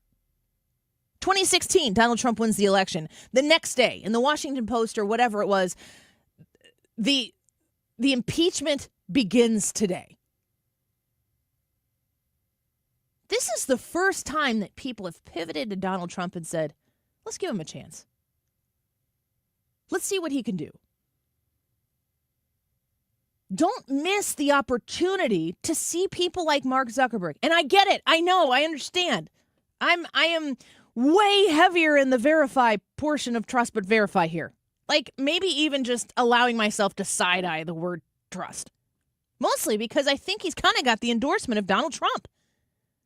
I trust Donald Trump.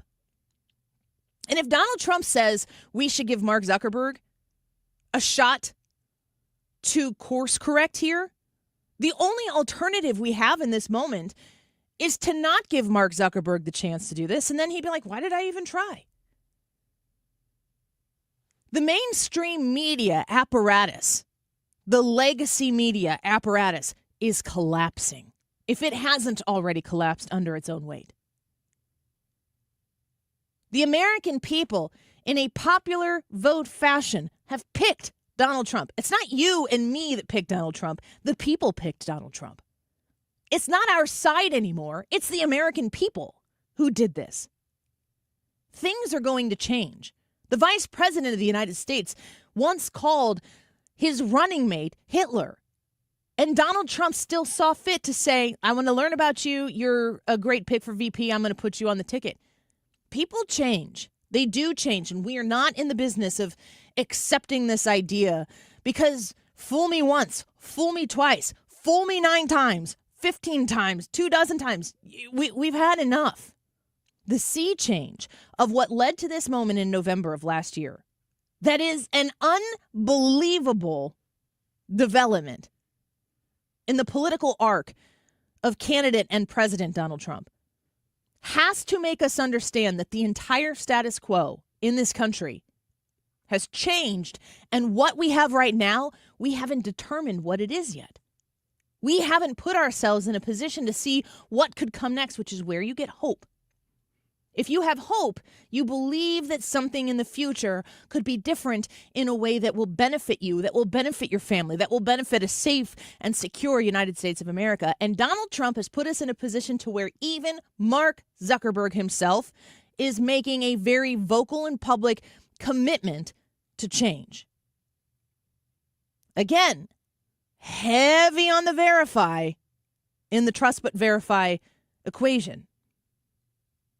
But without Donald Trump and without his victory in November, we're not talking about Mark Zuckerberg shaking things up and trying to make it a bastion of free speech, a la Elon Musk's X. We're not doing that without Donald Trump, which means there's hope in the future. So if you are a little jaded, if you're a whole heck of a lot jaded, and you're looking at Mark Zuckerberg and you're like, I get it. I don't even judge it. But I want to just put in the back of your brain right now that encouragement to exhale a little bit and say, maybe this time it could actually be different. Maybe it could. And if we bust through that door and things start to change, embrace them. Let's take a quick break. Get your thoughts in on the Annie Fry YouTube live chat poll on the Annie Fry YouTube channel. Will Mark Zuckerberg make Facebook great again? Or for the first time? Yes or no? Let us know what you think. We'll be right back. This is the Annie Fry Show. Interact with Annie on Facebook. The Annie Fry Show.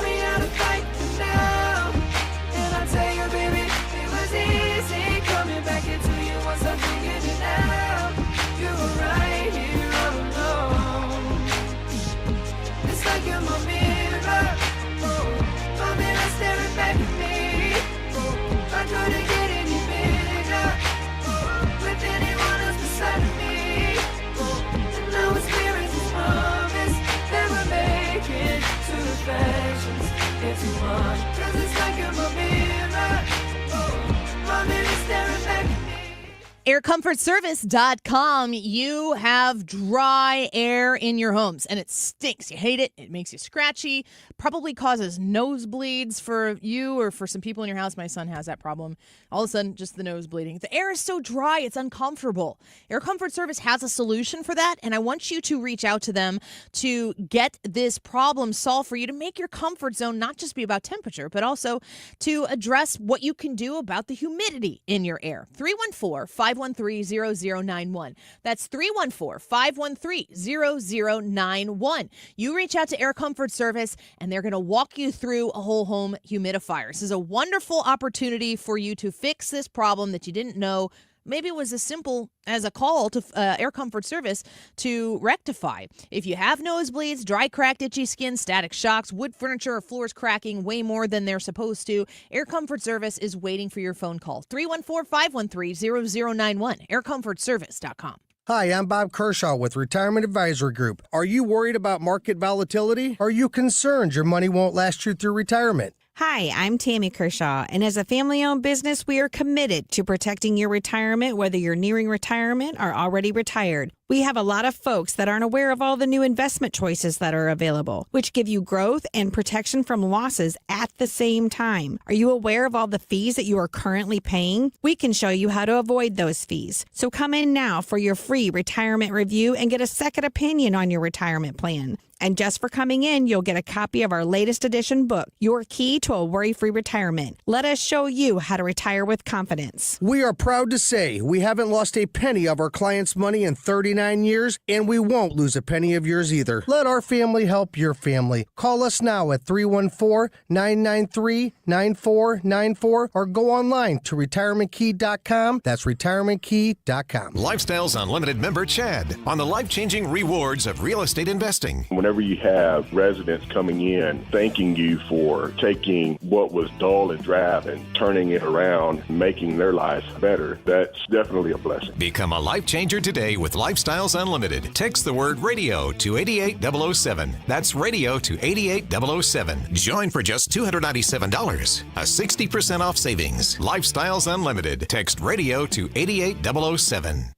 Well, today's YouTube live chat poll, Mark Zuckerberg made a bunch of waves with announcements that they're going to move to an X-style community notes system. And that begs the question, and that's our poll. Will Mark Zuckerberg make Facebook great again? Jump on Annie's YouTube page and answer the poll.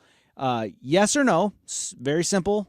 Yes, he will. No, he won't. But then we also want you to leave a comment to basically back up why you said the way you said. Why do you think he'll make it great again? That time check... Man, this is bad.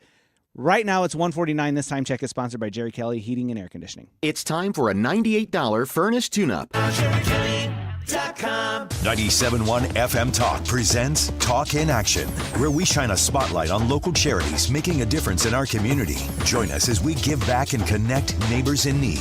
Visit 971talk.com/talkinaction to learn more.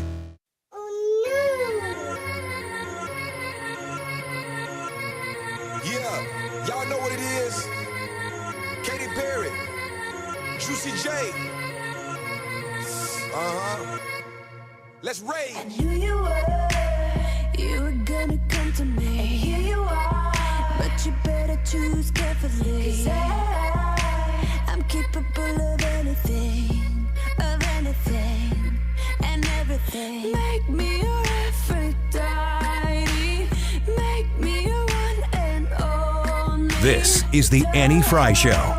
Make me your enemy, your enemy, your enemy. So you wanna play with Welcome back to the Annie Fry Show. As Brad was just saying, the YouTube live chat poll, will Mark Zuckerberg make Facebook great again? Yes or no? Let's read some of the thoughts from y'all in the YouTube live chat. You can go join us there. But just a heads up, if you go subscribe to the Annie Fry YouTube channel, we would love to have you. Please come join us there. You got to wait 5 minutes before you can comment, and that just keeps some of the crazy pantses away from, that's an official term, by the way, from the chat and just being weirdos. So if you're not a weirdo, come on over and subscribe, and in 5 minutes you can leave a comment. Ender says, Zuck is no dummy. He sees the writing on the walls, which is why I fully believe he'll enact the changes he said. I mean, he makes a good point. Why would he come out and make such a bold statement right now, right before Donald Trump takes office, about all of the things he's going to do? Why would he do all of this right now and then not fully deliver? Yeah, Ender's all over it. Mark Zuckerberg is not stupid. He is a smart businessman, so I think he believes what he says, but even if he doesn't, I think he's about making the company stronger, and he sees this as the path forward. Yeah, I would think so. Bob says, I think Facebook will improve based on what he has said they're doing going forward. He's already cut loose their contract with the, quote, fact checkers. I'm glad Mark Zuckerberg seems to be transformed. You know, I ask myself, I'm not I don't generally default to having a lot of faith in people. Mm-hmm. I just have a general understanding of the human condition. It's pretty self-serving, and, I am a human, so I'm right there with it. Like, I'm sure other people have those same expectations of me, but I'm not going to, I don't think Mark Zuckerberg is doing this to be a nice, good person. He's got to see some sort of benefit in it for himself, for Meta, and it might be financial, it might be a good business decision, but it might also be the right legal decision. Yeah. Andrew Bailey, Attorney General of the state of Missouri. We've seen Eric Schmidt, the former Attorney General, now Senator of the state of Missouri. I mean, both of those individuals have been pioneers in pushing it back against overreaching, censoring government that was in bed with the people who ran these different social media platforms to keep people like you and me shutting our mouths. Yeah. Yeah. What they uncovered, what Bailey and Schmidt's investigations and subsequent lawsuits uncovered, was collusion between the government and Facebook to suppress the speech of others. That is blatantly unconstitutional. And so I know Zuckerberg doesn't want to get involved in that. Let's see here. Jackie said Meta should add tools for people to self-filter what they don't want to see, or they can simply unfollow or block people. What if you had the ability... Well, you used to. I don't even know if it's on there anymore. You used to be able to, like, you used to say politics, conservative, very conservative, moderate, libertarian, whatever. You used to be able to select what you were. If you don't want to see other people, if you could, maybe not on the front public facing thing, if you wanted to, don't have to in order to use a platform, but if I wanted to go in there and be like, yeah, I'm conservative, and I want Facebook to show me things that are catered to conservatives. I mean, good grief. I'm a 40-year-old mother, a soccer mom who hates soccer. You can't say I'm a basketball mom or I'm a baseball mom. You can maybe say baseball mom, volleyball mom, or whatever. You can't say that and it mean what soccer mom means. But yes, I am a soccer mom. We do not play soccer. Facebook sure wants to know every detail of that so that they can serve me content that they think that I should see. Why would politics be different? But it has been. So if you wanted to say, I'm a conservative, or whatever the label is, and then be able to say, I don't want to see content from people who are serving up content for liberals. Now, that could mean that you don't want to, like, we are a Facebook page the Annie Fry Show Facebook page exists. And the difference between you being my actual friend on Facebook because we know each other in real life, maybe that doesn't weed out things that I post, but it might weed out things that the Annie Fry Show page has posted on Facebook that your friend likes that you don't want to see. So that stuff kind of gets, we're going to put it over here. And then you're going to get to still see pictures of my cute puppy and babies. Yeah. I mean, I think people would sign up for that because Facebook, to me, was always supposed to be the non-politics place. Right. I don't put anything personally political up on my show, on my Facebook page, my personal profile page. I don't know that I've ever posted anything too political on my personal Facebook page, but I also haven't posted on my personal Facebook page in like 3 years. I use it to look in for stuff, but man, I don't interact. And that's probably because I really started getting involved in social media after all this suppression and stuff started happening. There's no incentive for people like you to be like, yeah, come hang out here.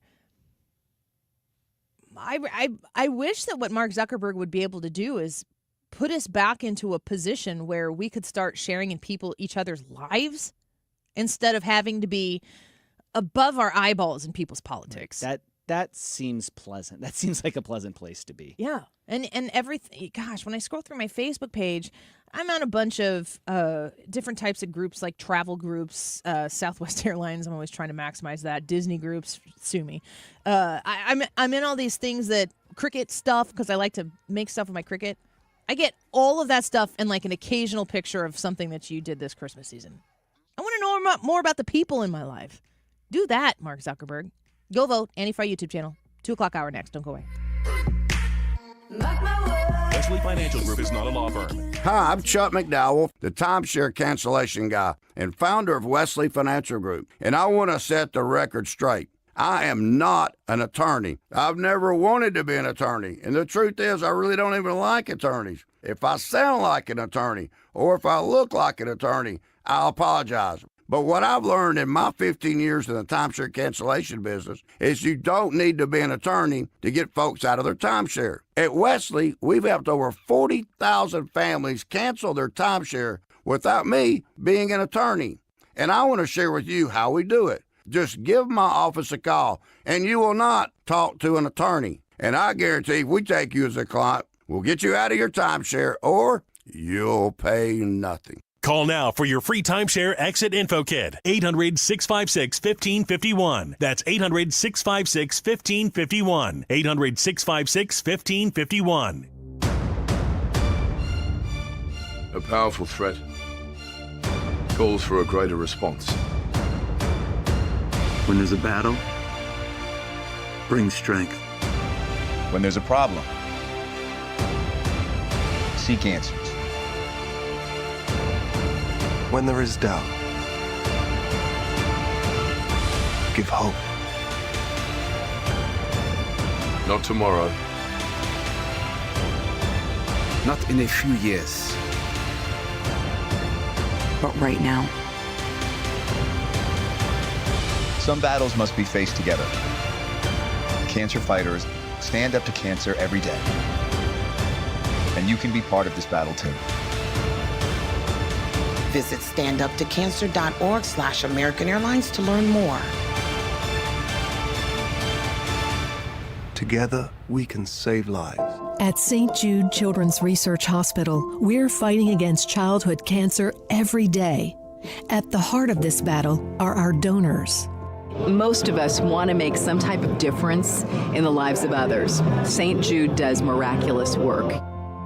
The fact that no one has to pay, it's a place where everyone is treated as an equal.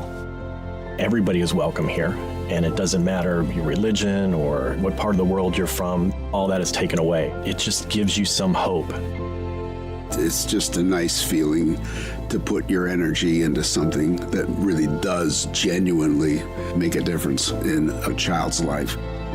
There's just no greater gift. If we have the ability to help, then we have a responsibility to help. Finding cures, saving children. St. Jude Children's Research Hospital. Find out how you can help at stjude.org. KFTK FM Florissant. From the Under Law Injury Lawyers, GetJim.com studio. That's GetJim.com. 97.1 FM Talk. Always live on the free Odyssey app.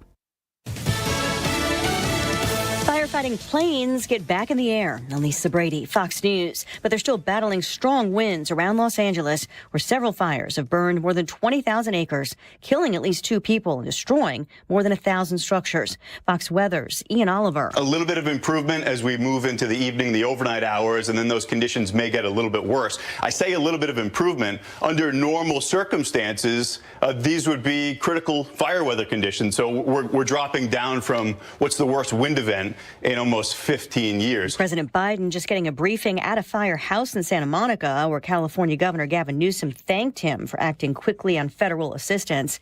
President-elect Trump criticizing both President Biden and California's governor in a series of Truth Social posts. Police and fire officials are urging people to heed evacuation orders. Hurricane-force Santa Ana winds are driving wildfires in and around Los Angeles in what L.A. County Fire Chief Anthony Maroney called a widespread disaster. The National Weather Service has predicted a continued red flag weather event with strong winds and low humidities, placing all residents of Los Angeles County in danger. He says there are not enough firefighters in L.A. County to address 4 separate fires of this size, and that emergency crews from Northern California as well as neighboring states are coming to help. Fox's Tanya J. Powers. L.A. County officials also asking people to conserve water amid reports of fire hydrants running dry.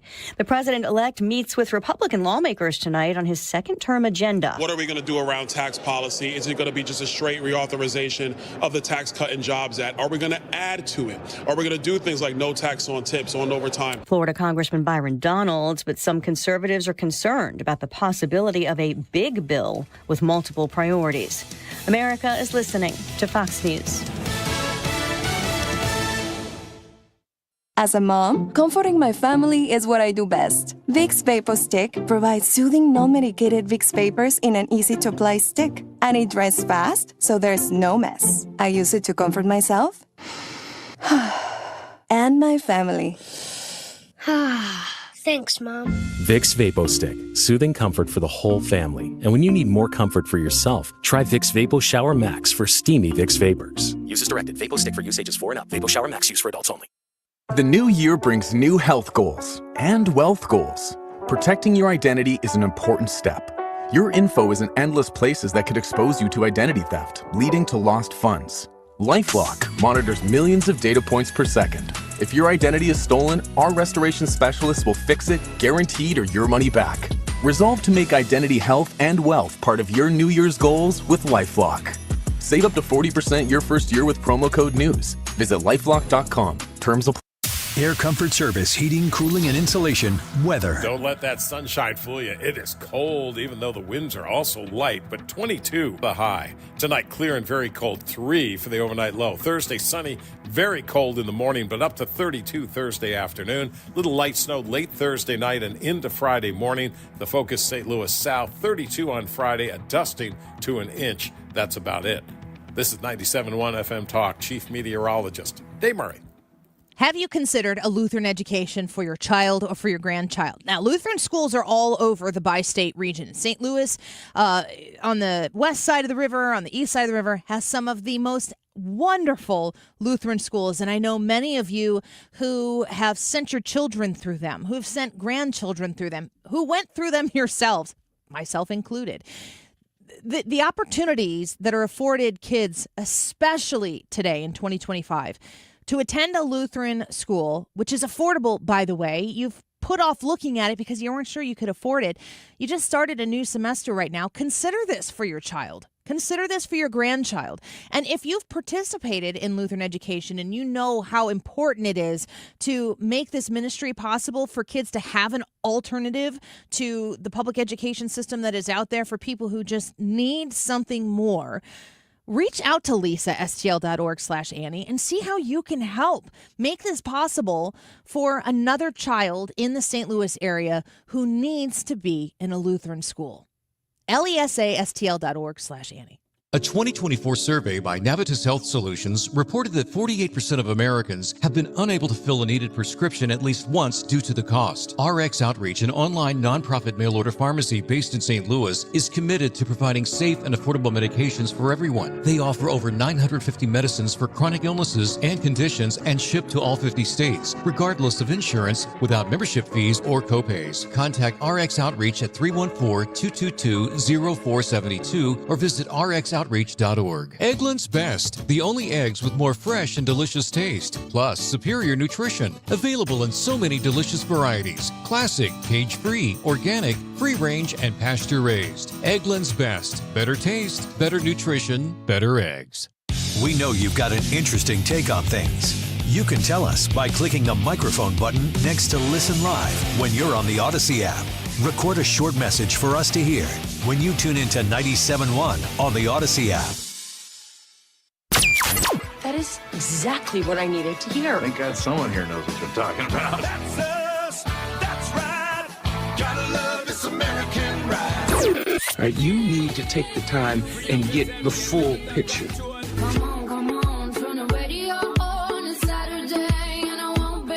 Don't get me wrong, I love the ladies. I mean, they rev my engine, but they don't belong in the newsroom. It is Anchor Man, not Anchor Lady. What do you want from me? I'm not America's sweetheart. Goodness sake, kid. Keep your voice down. Your father's listening to the radio. I'm not America's sweetheart. This is the Annie Fry Show. Well, I think we're all excited to be in the same room. We're all excited to make the tax cuts permanent. All the Republicans virtually in 2017 voted for these tax cuts. Right. It was a huge boon to the economy. So, yeah, I think all of us getting in the same room, we're all excited about, returning to remain in Mexico, which means you don't get a free ticket to come in here. We're not going to escort you into the country. We're going to say you got to stay in Mexico. If you want to come into our country, apply from Mexico. So there's a lot of good things that I think are going to happen that we are in near unanimous agreement. Well, there is Senator Rand Paul talking about his excitement to get to work. Donald Trump meeting with the Senate Republicans today. Senator Eric Schmidt here of Missouri tweeted out a couple hours ago. He's like, going to meet with the president-elect here shortly. What would you ask President Trump? What would you want to know? Fox News had a post kind of goes in hand with what Senator Rand Paul was talking about, getting back to the Remain in Mexico policy. Mexico is responding to the incoming president-elect Donald Trump's future here administration. Fox News reports that the Mexican government is working hard to break up migrant caravans trying to make the treacherous journey north to the United States ahead of President-elect Trump's inauguration in less than 2 weeks' time. Faced with the prospect of massive tariffs on goods under the new administration, Mexico has been dispersing migrants throughout the country to keep them far from the United States border, including dropping them off at the once vibrant tourist hotspot of Acapulco, a beach resort town in Mexico's Pacific coast made famous by the jet set in the 1950s and 60s.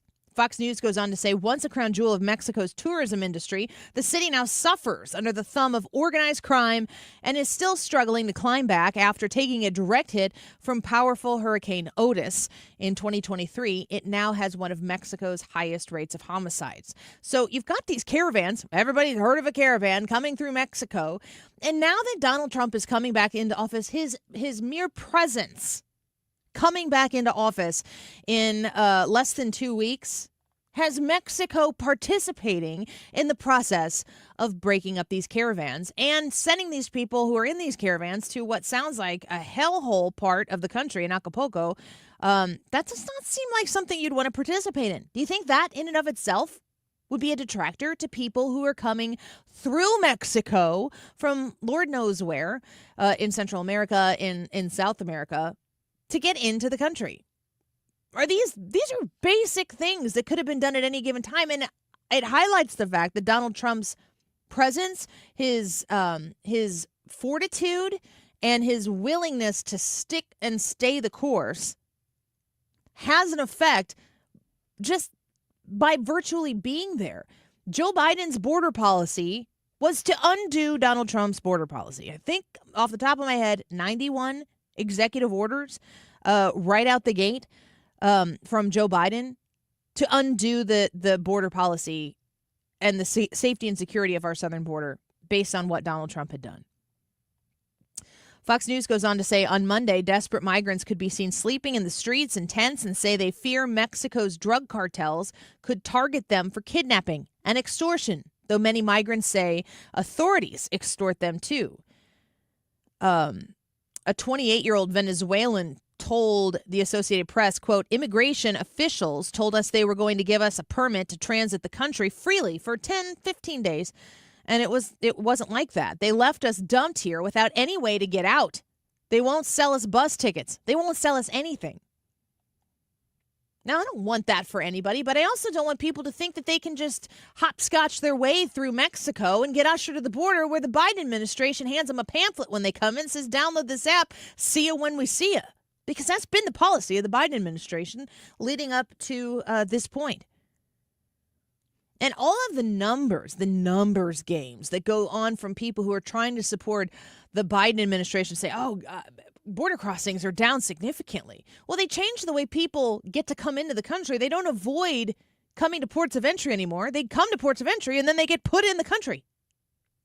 It's all going to change. And it's going to be so amazing to see the action take place, to see a leader, somebody who I every once in a while I'll say leader when I'm talking about elected officials. And some of you guys hate when I use the word leader. And it's funny to me how using the word leader in the context of Joe Biden feels icky. Using the concept or the term leader in the thought process of how Donald Trump comes into office feels less icky to me. A, it's probably because I ascribe to a lot of the policy decisions that Donald Trump is going to put into place. But also, B, Donald Trump is willing to lead. Donald Trump is willing to say, here's what we need to do. And he's been saying that throughout an entire campaign process where he's advocated to the American people. This is what I want to do. These are the problems. I'm not afraid of identifying what those actual problems facing real Americans are and offering you solutions. This is the problem. This is how I'd fix it. What the Democratic left has done for years now, I'm going to say go back to about 2006, 2007. The Democratic Party has come in and said, no, those aren't your problems. Let me tell you about the problems that you have in your life. Let me tell you about the problems that this country has going all the way back to the beginning. It's incredibly problematic. So problematic, and you may not have even realized how big of a problem these things are. But we're going to define those problems for you. We're going to pull the curtain back on all of the terrible existence that goes hand in hand with the idea of America. We're going to tell you about all these problems, and we have solutions for you. They sold you the problem and the solution. And guess what? At the end of all of it, we're way worse off than we ever were before. A portion of the people in this country have only grown up in a time where they've really been pressured into the cultural, societal idea that America really sucks. This place is the worst. America? You're going to be proud to be an American? Do you know how much shame you should have to be an American? The ick factor is off the charts. You're going to wear a flag? You're going to put a flag out in front of your house? You're going to put a flag emblem on your car? Do you know how gross that is? And a lot of us have been sitting by going, I love the flag. I get warm fuzzies when I see the flag. I tear up when I hear the national anthem, and I could hear it again and again and again and still get sentimental about it because, gosh, I just really love this country. Why do they hate it so much? What is so bad about it? They're so angry about it. Because when I think about my country, when I think about the United States of America, when I look at the photograph of my grandfather, who was a captain in the Army in World War II and made maps, was a topographer as an officer in the Army because he had experience making farm maps in the Midwest. When I look at that photograph and I know the things that my grandfather saw when he fought in the war for the United States of America, I'm overcome, just absolutely bursting with pride for what he fought for. The people who hate this country are disgusted by these visuals that make lots of us well up in visual emotion because we love what we have here so much, and you haven't been allowed to publicly display that without encountering some judgment. And I know a lot of you are like, I don't care. I'm gonna sing the national anthem proudly. I'm gonna display 7 flags. I know. That's why I love you people. You've been here. You've been doing that. But there are a lot of people. Who are starting to go, yeah, I think I really love this country, and I think I'm not afraid to show even a little bit of it right now. It's like after the storm comes through in the springtime, that really nasty storm, everybody, well, not everybody, some of y'all go out on your front porch and in your driveway. I don't advise that. Go in your basement. I changed my philosophy on that when I went to help clean up the tornado after Joplin. I used to be a front porch sitter. Not anymore. The storm comes through. The clouds are as dark and ominous as they could possibly be. There's so much noise. The rain is pounding. The thunder is clapping. The lightning is flashing. And it just looks absolutely chaotic. And in America, that's been by design. It's been designed for you to cower. It's been designed for you to go shelter. I'm thinking of that gif of that psycho person who is like out in the hurricane in his like swim shorts or something, and he's holding the American flag out, and it is like, it's horizontal. The flag is straight out, and it's just like America. Long hair flowing. Yeah, and I mean, the man has never felt more free. Possibly stupid. But you see this storm coming through and you brace for it and you hunker down to get through it. But then, in the springtime, that first time, because those clouds, they move and they're so big and they're so strong, but they're so tall. They're not as necessarily widespread. They don't last for days. You can have a storm in the spring and the summer and be swimming in the sunshine in the evening before the sun officially goes down. That first bright glimmer of sunshine that breaks through those clouds, and you're like, okay, I think we're good. I think we're in the clear. That's now. That glimmer of light is now. stand in that sunlight and embrace the idea that we are about to see the sun again. And I think that it's very, very exciting, and it causes me to think about that in a way that makes me swell up with hope and excitement. And realist, pessimist Annie is like, stop it. Don't go there. Because we're conditioned now. We're hunkered down. We've been hunkered down. It's not the way life is supposed to be. Life is not supposed to be this constant drudge of political battle where it's the most important thing that you deal with on any given time. That's not what it's supposed to be. Politics is not anywhere near the most important thing in life. The only reason why you should care so much and be so passionate about what goes on in your government is because of how that reflects on the things that are actually important in your life. Your health, the people in your life, the family in your life, the friends in your life, your community, how you make a living, how you live independently and free in the greatest country on the face of this earth that is, of course, by the people and for the people, and the people voted for that again. That is a huge glimmer of light. It is a piercingly bright glimmer of light that comes through after the storm. And we can't be so used to cowering away and hunkering down that we don't go, oh, we might be on the other side of this thing. I'm the type of I don't ever want to be caught off guard. I'm the type of person who wants to be whatever the information is. If it's data, give it to me. I would like to use it to my advantage, either to get a step ahead or to be prepared. Don't be the person who forgets to enjoy the moment. Don't be the person. I see this in conservative circles, and I know they don't want my pity. They don't want me to feel sorry for them. But the people who are still taking like intentional victory laps about Trump over other people. Like, if you wake up today because you want to punch down and own the libs, so to speak, like, we don't have to do that. And it doesn't ever maybe it makes you feel better. I get it. I get it. And I'm going to say this. Some of them are asking for it.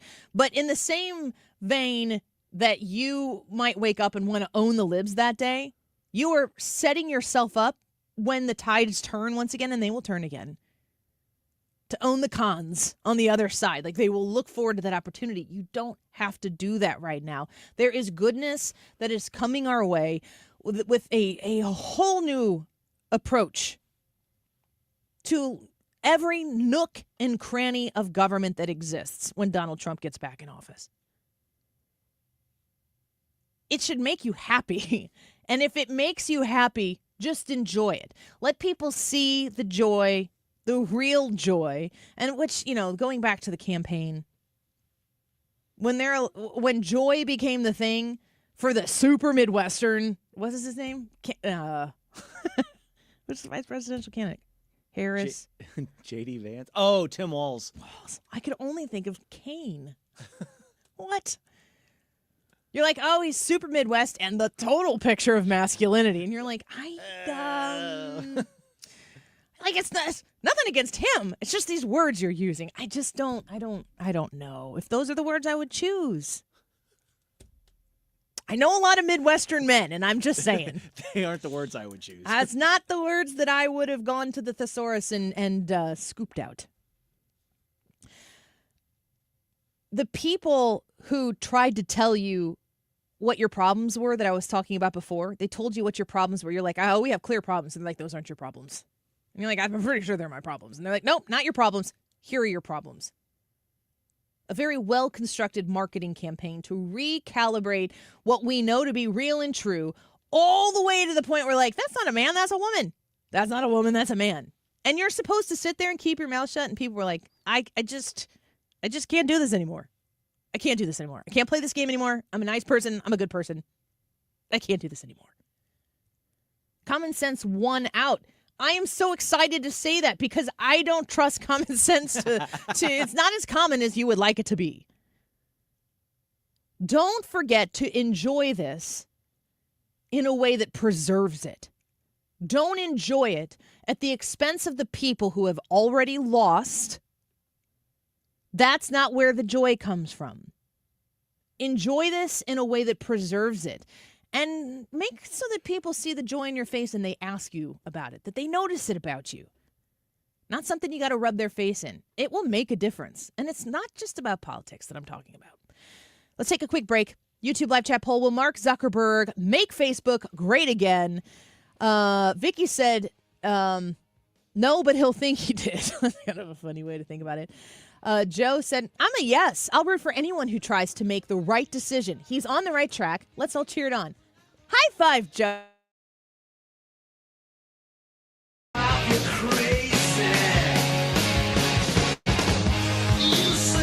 This is the Annie Fry Show. Follow Annie on X at Annie Fry Show.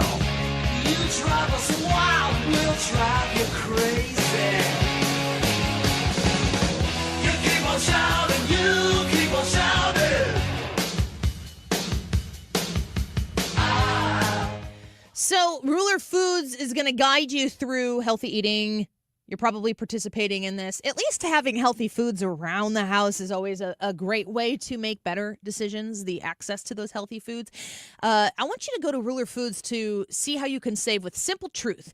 It's a healthier new year with Simple Truth at Ruler Foods, which are now 10% or more off Ruler Foods' everyday low prices. From organic produce, clean label snacks, you can use those Simple Truth products at Ruler Foods to make it easy to eat well without breaking the bank. That's the wonderment of shopping at Ruler Foods. Now, when you go into Ruler Foods, for those of you who haven't been to one before, you've driven by and you're like, I don't think I'm going in there. Stop it. Go. You will be glad that you did. Give it an it's an experience, it's an adventure, and I'm challenging you to go into Ruler Foods and see if it meets the expectations that I have set for it. And then I want you to let me know. The prices are lower. The experience is enjoyable. The stores are well organized and clean, and they have the products that you love and the Kroger brands at Ruler Foods prices that you didn't even know you needed. Find all the details online at rulerfoods.com. Local news can come at you fast. Want the latest on what's happening in your backyard? Download the free Odyssey app. Follow your local news station, and you'll get alerts on the top stories making headlines in your city. You can stay in the know, no matter what you're up to, and be among the first to find out when news breaks. Plus, keep tabs on weather and traffic, so you're never caught off guard. To get started, download the Odyssey app. That's AUDACY, and follow your local news station. Gain peace of mind that your flooring and carpet installation will be done right the first time when you hire the experts at Michael's Flooring Outlet. They give all their clients attentive personal service, even bring toys for the kids of the household. It's a family-owned and operated business for 25-plus years. They make sure you make the right choice for your home. So if you have carpets or hard floors, you're going to be happy for years to come. 3 convenient locations in St. Charles County, 116 Main Street, in Old Town St. Peters at Mid-Rivers and Highway 70, in West County on Olive, and the store in Darden Prairie. Michael's Flooring Outlet, igotfloor.com. You're listening to the Annie Fry Show live from the Air Comfort Service Heating, Cooling, and Insulation Studio. Level up the comfort of your home this winter with either free attic insulation or an air scrubber. With a new HVAC system installation from Air Comfort Service. For details and a free estimate, visit aircomfortservice.com. There's a music station that fits your taste at Odyssey.com. Download the app for instant access to hundreds of music stations and listen live to 97.1 FM Talk. The Odyssey app. Download it or stream from 971talk.com.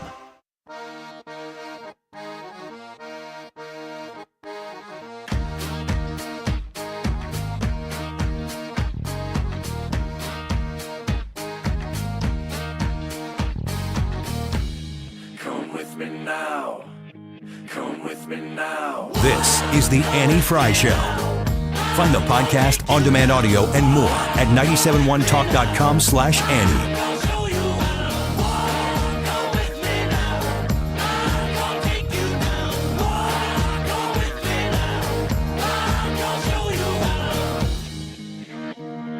Afraid to lose control and caught up in this world.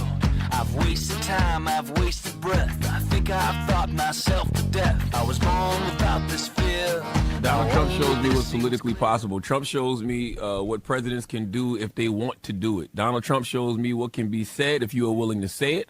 It's not about what can't be done. It's about who has the political will to do it. I don't want to hear a peep from Democrats about nothing until they get the balls to say what's really on their mind in regards to this country and this world. Trump doesn't care if it sounds ridiculous. Trump doesn't care if it makes sense. It's no political correctness whatsoever. As I've been saying for years, the language of politics is dead, and Donald Trump killed it, period. So Charlemagne, I'm just going to refer to him as Charlemagne. I'm not even going to say the God anymore. Why? Because it's my show. I can do what I want. He can call me Annie the Loser on his show. That'd be great for the show. Go ahead, Charlemagne. Do your thing. What he says there, when he's talking about Donald Trump, he says that political speak is dead and Trump killed it. Donald Trump talks like we talk.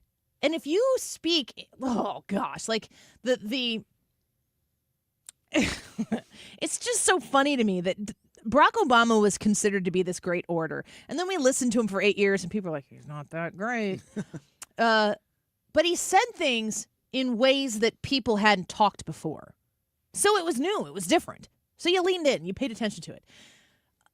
I can't help but think that Kamala Harris is like AI Barack Obama.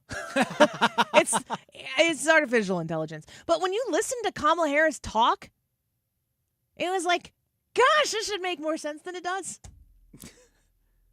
All the elements are there to make it look like this should be mind-blowing. Like, maybe it's possible that I'm just not smart enough to get it. And then we listen to Kamala Harris if you just ask anybody in the campaign, how is she supposed to do this in just 100 days? And I'm like, I don't know. She's been the vice president for all of the other time. You'd think that she'd be able to speak for the love.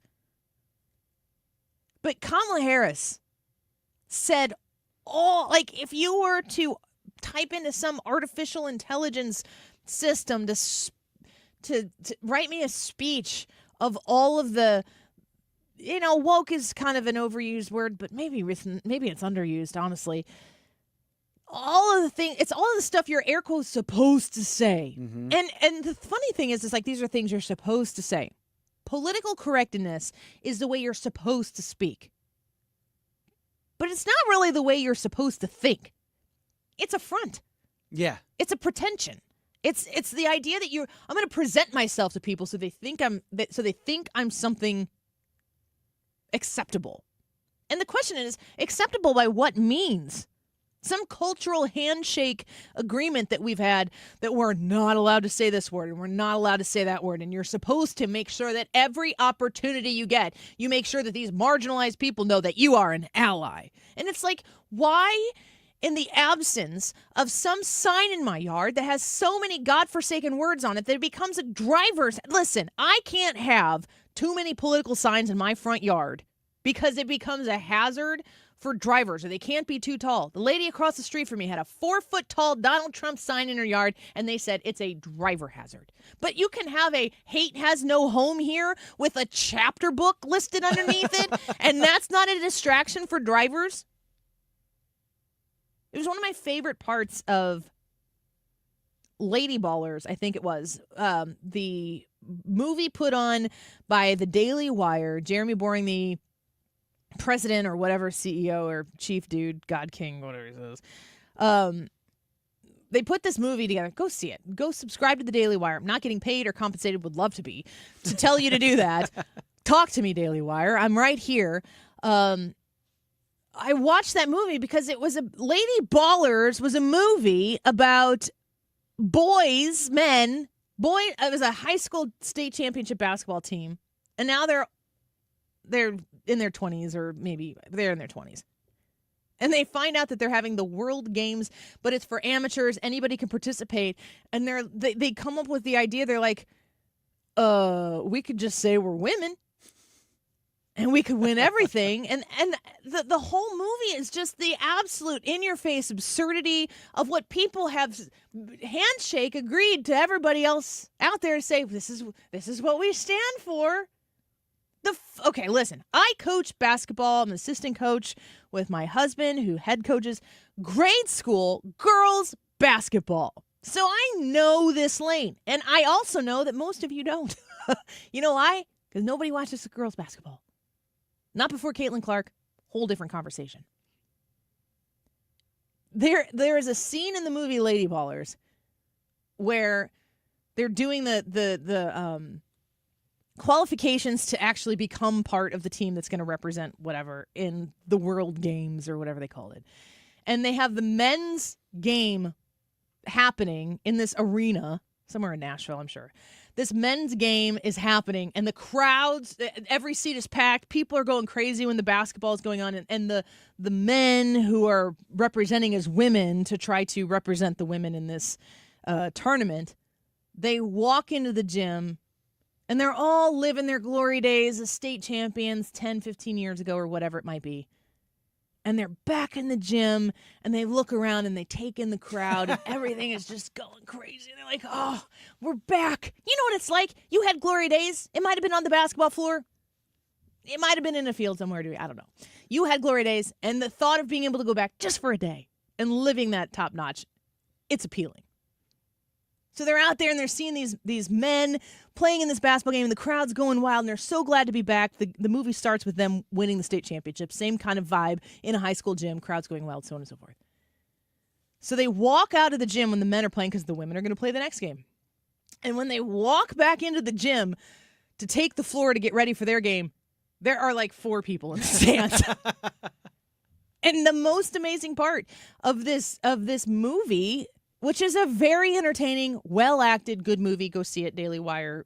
Lady Ballers, not being compensated in any way, shape, or form to tell you this.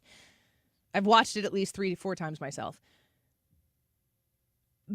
Throughout the course of Lady Ballers, the reason why it's such a smart movie is as people hear that these men are publicly out there representing themselves as women, even though they have full beards and the weirdest looking wigs that you could possibly imagine. Like, they're making no effort to present. You can tell that they don't live as women. As people hear about what these men are doing, the stands start filling up because everybody wants to be seen supporting the right thing. And in the midst of it, you've got montages of these men in pink uniforms and bad wigs, just destroying female basketball players because it's absurd. And that is such a great metaphor for what these last 15 years have been, where nobody cares about girls who are playing basketball. Nobody cares about it. And I was a girl who played basketball through my senior year of high school, and I was so passionate about being able to play it. I remember all of the girls I played with, the coaches that I had, the success that we had, the success that we didn't have. I remember all of it. It was so personal to me and so important for me to go through that process, to work really hard at something and succeed. And guess what? It did not matter if the stands were full or if they were empty. We could still work hard to succeed at something and appreciate the success that we earned by being a part of a team. Nobody shows up to watch that stuff. And then all of a sudden, when men show up and present as women, people start showing up. They didn't show up to support women. They showed up to be seen supporting something that they were told would make them look like a good person. It's so superficial. It's so shallow. It's so cheap. It's not real. And that's what America has been missing for so long. We've been missing what is real. And the truth of the matter is that when reality sets in, when reality is apparent to everyone, it's never all good. And it's also never all bad. There are silver linings when it looks like there's all bad, and there are bittersweet moments when it looks like it's all good. That's the way reality is. Anything that is so saccharine that it makes it seem like, oh, it's all sweet, this is just so wonderful. I'm always like, what are you lying about? This I know. I'm very realistic and pessimistic about things. But what better metaphor is there than in the movie Lady Ballers when you have women showing up to play basketball and nobody gives a rat's patoot about those women and those girls who are playing basketball. Nobody cares. And then you front this situation where these men present themselves because they're just trying to score. That's all they're trying to do. They're trying to make money. They're trying to advance, and they know that they can do this. They're just a washed-up high school basketball team that was good 10 years ago, and they can show up and they can just, like, literally dunk on these women who nobody was watching. And then people start to show up. America's super done with that. America is super done with fake. And when you listen to Charlemagne say Donald Trump shows me what's politically possible, political speak is dead and Trump killed it, you started this bookend with Barack Obama, who came in and ran against John McCain, who's the oldest, crustiest Republican we could have at the time. Like, John McCain is the embodiment. I appreciate what he did for this country. I appreciate his service. I don't like everything he did as a senator, and as an American, I can say that. Doesn't mean I don't respect what he did and the service that he gave. But could there be a more stark contrast than John McCain and Barack Obama, this brand new fresh face out of the Illinois Senate? And Barack Obama spoke the way people didn't speak. Now you have Donald Trump coming in, and he's speaking the way people don't speak, but he's also speaking the way real people speak to one another. He's speaking the way politicians don't speak, because he's speaking to people. And he also listens to people. It is a new dawn for reality. And like I said, reality is not soft. It's not for sissies. Can we say sissies? I can say whatever I want, right? That's what we're doing now. It's not for sissies, but like, I'm not going to raise my children in a world where I safely protect them from everything that's going to hurt them in life, because I need them when those hurtful moments realistically will shore up in their lives. They need to know what to do. They need to know how to handle it. They need to be confident enough and comfortable enough to know where to go with it, which is home, to family, or to God and church. And to be able to say those things boldly and know that everybody who I say that to right now on this show is not from a good, strong core family like I am. I understand that people have different experiences. Not everybody listening right now is a Christian with a good Christian church family like I have. You might have a good religious organization that you go to. It's not Christian. You worship differently than I do. Not everybody is the same. But just because not everybody is the same and diversity exists, which I thought would have been the natural point of everything that's taken place, just because that exists doesn't mean that you have to shut up because somebody else said that the monolith is just not to include you. And you can't live that life. You can't raise kids. I can't raise kids in a world where they don't know what challenges they're going to face and who they are at their innermost core, the thing that's going to thrust them through those difficult times so that they can achieve something on the other end. You can't just point at the people in the room and say, you're bad and I don't like you and you make me sad inside, and then have that be a solution. That's absurd. Donald Trump changed the whole game. You're in a moment right now where we get to handle this transformational period of time in American history, and we get to do it with our thought process in a position of power. And you don't have to, when Charlemagne's talking about political speak, it's done. It's over with. And the people who utilize that political speak to shame you, to make you feel shameful, or try at least to make you feel shameful, you don't have to feel that. You never really did. You never had to feel it, but you probably felt frustration and anger. That it just seemed like the world didn't make sense for quite some time. It's starting to right itself. Be present in that. Be active in that. But also be kind in that. Because I'm going to say this over and over and over again for, I don't know, however long I can get away with it. People are looking over to our side right now, and some of them are frightened to death about what's going to happen next. And I feel sorry for those people because they've been lied to.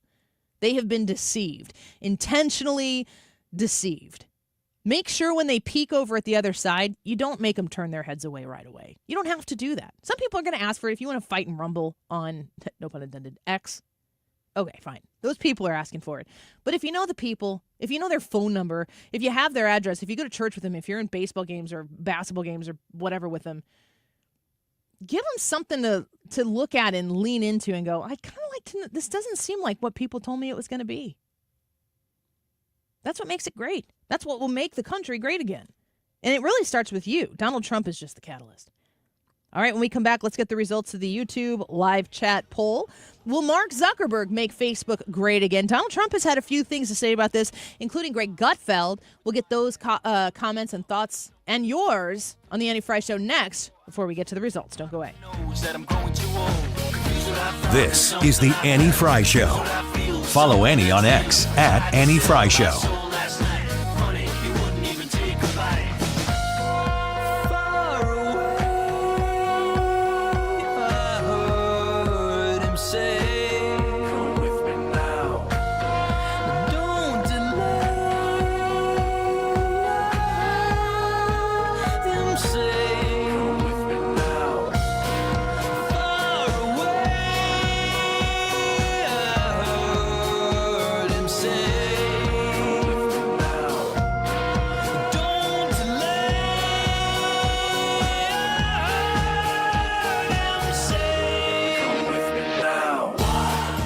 Sivia Law, that's SIVIA, SiviaLaw.com. You need to get your act together in 2025, and I definitely understand the feeling, the pressure to fill out the papers, to answer those tough questions.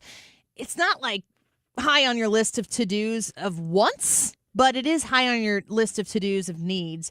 You need to get that trust done. You need to get your will, your trust, your powers of attorney taken care of, which is why you go to Sivia Law. I was so happy to be talking with Todd Sivia over right before the Christmas break, I think it was, and he was telling me about you, the Annie Frey Show listeners, who have started to make your appointments by calling 833-995-WILL to find out why Sivia Law is the place to go to get this done. One of the best things about Sivia Law is the 2-week turnaround of completed documents from the initial sit-down appointment.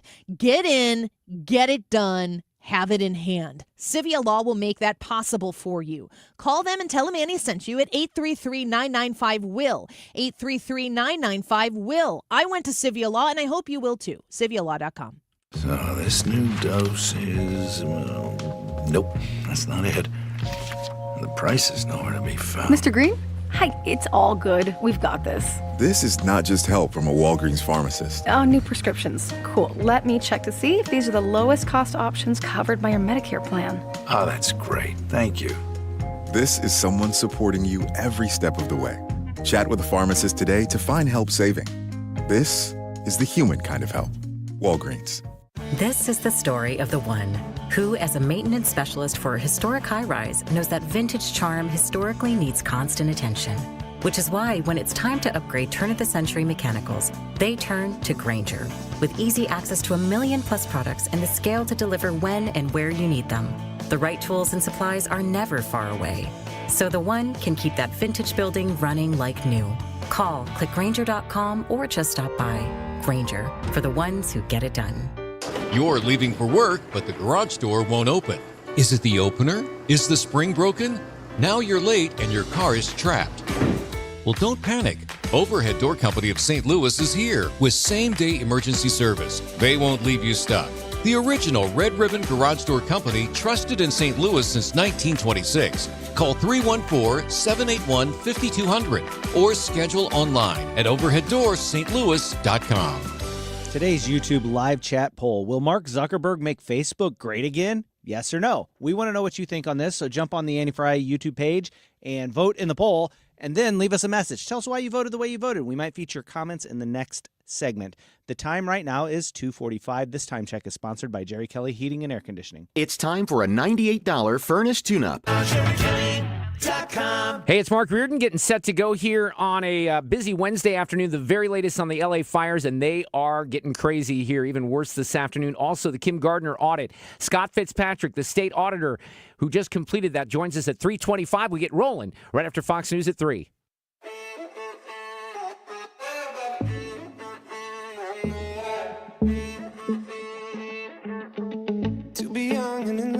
This is the Annie Frey Show. Follow Annie on X at Annie Frey Show.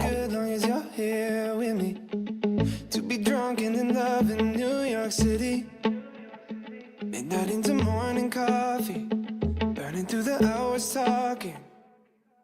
Damn, I like me better when I'm with you. I like me better when I'm with you. This isn't Justin Bieber, is it? I don't think it is. Does that say it's not Justin Bieber? It says LAUV. That's probably the oldest you've ever sounded on the show. Yeah. I have to say, like, I get Justin Bieber. I'm in the Justin Bieber algorithm pool swimming around. I get stuff. Oh, really? I get Justin Bieber stuff. But he's got so much witness out there that's the stuff that I get sent. That, and his wife's name Haley Baldwin. Is she Haley Baldwin? Is that right? I don't know. I just know her as Haley Bieber. She's Haley, right? Mm-hmm. I don't really know like anything other than this crevice that my 40-year-old algorithm has been like, you would like to see these things from Justin Bieber. But he's got worship songs. He's got he's talking about being faithful to his wife. He's talking about raising a family. He's talking about forgiveness. And I can't help but think that he has experienced something in his life that has thrust him into needing the full weight of grace and mercy, the full understanding of that. And of course, everybody's thinking the Diddy stuff. And so am I. Are we going to find out? Are we going to find this stuff out? Are we going to find out the Ghislaine Maxwell stuff? Are we going to find out the Jeffrey Epstein stuff? Are we going to find out lists? Because that was something that was promised to us. And I don't want for a second, like, I mean, I guess it's entertaining, but it's too dark to be like, oh, I wonder if Justin Bieber existed in this realm or whatever, if he dealt with these things and now he's clinging to this Christian faith to cope with it.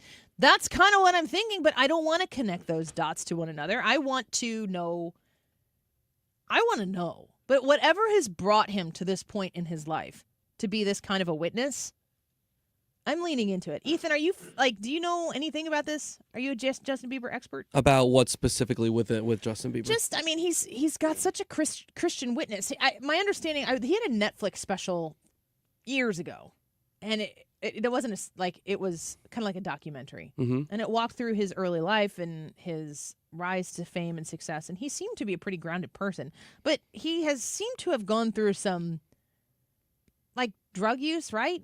Yeah, so I do like Justin Bieber, but I mean, I don't think that you have to be a big fan of Justin Bieber to understand and have a level of understanding as to how difficult some aspects of becoming Justin Bieber. the most famous person in the world at the age of 12. That's crazy. I mean, I think of how I was at 12. How famous were you? I wasn't famous, but you were. I was. How famous were you at the boys' club, boys and girls club? I kicked butt and everything. Everybody knew. No, but I mean, I was a like most 12-year-olds, a super anxious kid that was questioning everything that I did, and I think about how I was, and then all of a sudden you think, oh, most famous person in the world at 12? That's crazy. So. He definitely has made some interesting decisions in life, as he did. He was a kid, he got arrested at one point. He did some stupid stuff, and he was in the media in a negative light. It seemed pretty often there for several years in his teens. And now you throw in all of this Diddy stuff, and it kind of takes it even a step deeper as to and darker how much you can't think about what's going on, but then you think about it it makes it even so much worse when you think about how how kids in Hollywood are being taken advantage of in this way. He's one of them. It's a story as old as time. Yeah. I mean, gosh, Corey Feldman's looked like a crazy person for quite some time. And everything that Corey Feldman has said to be true about how children are sexually abused and groomed and stuff in Hollywood, everything he's saying seems possible. Yeah. in what we've heard recently. But I also think it becomes fodder in a way. I don't want to participate in the like hand-wringing, like, ooh, what kind of story? Like from a gossipy drama standpoint, this is way worse than this that. is someone's life. And it's what's being alleged is a system that just accepts the sexualization, the sexual assault of children. That, you know, like, remember when we believe all women? You remember that? Mm-hmm. You remember when the Harvey Weinstein stuff came on, and what was there? It was like a hashtag. The Me Too movement. Yeah, Me Too. Yeah. Yep. I think that there was probably I'm gonna say this, and maybe I'll argue my point in the other way at another time. I think more good came from Me Too than bad, but it certainly wasn't all good. The idea that believe all women, not for a freaking second. Because listen, I'm raising a son and I'm raising daughters, and I want my son to have access to fairness and justice and respect as much as I want my daughters to have the same thing. And there was a lot of advantage that was taken over that movement. And then coming out of Hollywood, you realize like how dramatically prevalent the casting couch was. And you're like, okay, these people are dealing with something on a scale much larger than St. Louis, Missouri is dealing with this. Like when they're talking about Me Too and believe all women, it's like what's going on there is not the same as what's going on everywhere else. And that's not to say that it's not going on everywhere else. It's just different. Yeah. And I think all of that to say that specifically in his life, he was forced to grow up very quickly. And, you know, it seems like he has his head on straight now. Like you mentioned, there's like some cool music releases and different things that have come out. And do you believe that's genuine? I don't think it's my place to say whether it's genuine. I can look at what like he is releasing and say that's awesome. The fruits of his labor can be beneficial. I hope that it is. But you know, I don't know his heart, just like he doesn't know my heart. So I mean, from what I'm seeing, that's awesome.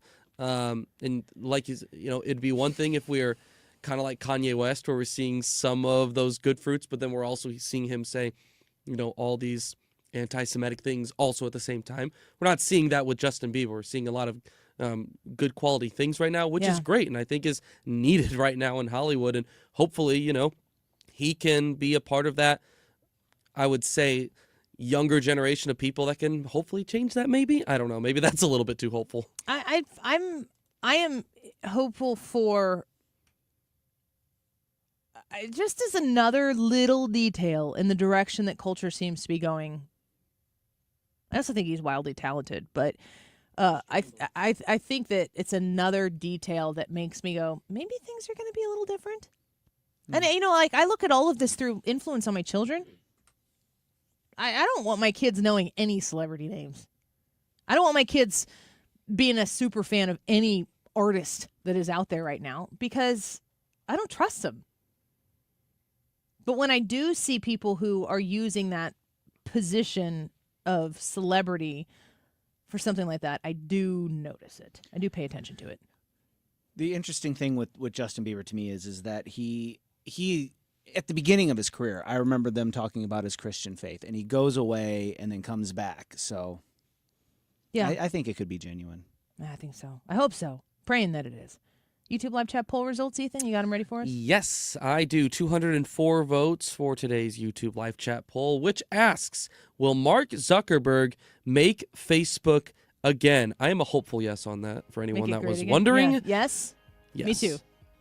Brad? But oh, yeah, I'm a yes. Yes. The majority are not so hopeful. 70% say no, 30% then saying yes. I regret not adding a option on Facebook was never great. Because I think some people are just Facebook poo-pooers. I would like Facebook to be something that I enjoy. You can't watch The Social Network and tell me that at one point Facebook wasn't great. what it was during the Social Network at the very beginning. My goodness. Thank you for being with us here today. Mark Reardon's got a lot of hot stories to cover for you as soon as he takes over here in just a few minutes. AnnieFryShow.com for our podcast, and you can check out and watch the show there as well. AnnieFryShow.com/podcast. Keep it on the Odyssey app or 97.1. Mark Reardon next. Greg Hammonds at GregHammonds.com wants to remind you that if you pay for your own health insurance, open enrollment ends January 15th. If you are looking for coverage, do not go online looking for quotes. You'll get endless calls from call centers and they will not stop. Instead, call Greg, an expert with over 40 years experience, and he can provide sound advice for your health insurance needs. Their plans, if you qualify, let you pick your doctors, and it's 30 to 60% lower cost than Obamacare. The monthly premiums are independent of your income, so there will be no surprise tax bills. If you pay for your own health insurance, own a small business, you're uninsured, you're on COBRA, or your employer coverage is just too expensive, call Greg at 314-794-7784. That's 314-794-7784. Or go to GregHammonds.com. That's GregHammonds.com. They will custom design a plan managed by you, not the government. The average time a resume spends on an HR manager's desk is 7 seconds, and most of them are tossed aside. Now imagine if one of those resumes belonged to Yasmin, who was living in a shelter, juggling 3 jobs. I had to be resilient. That's something that you can't teach. or if that resume was from someone who worked 12-hour shifts at the recycling company with my dad, who's 72. That taught me a work ethic that I carry with me every day. we rely so much on a resume, yet it could never tell the full story of someone. Growing up where I did, a lot of things could have gotten in the way of my goal.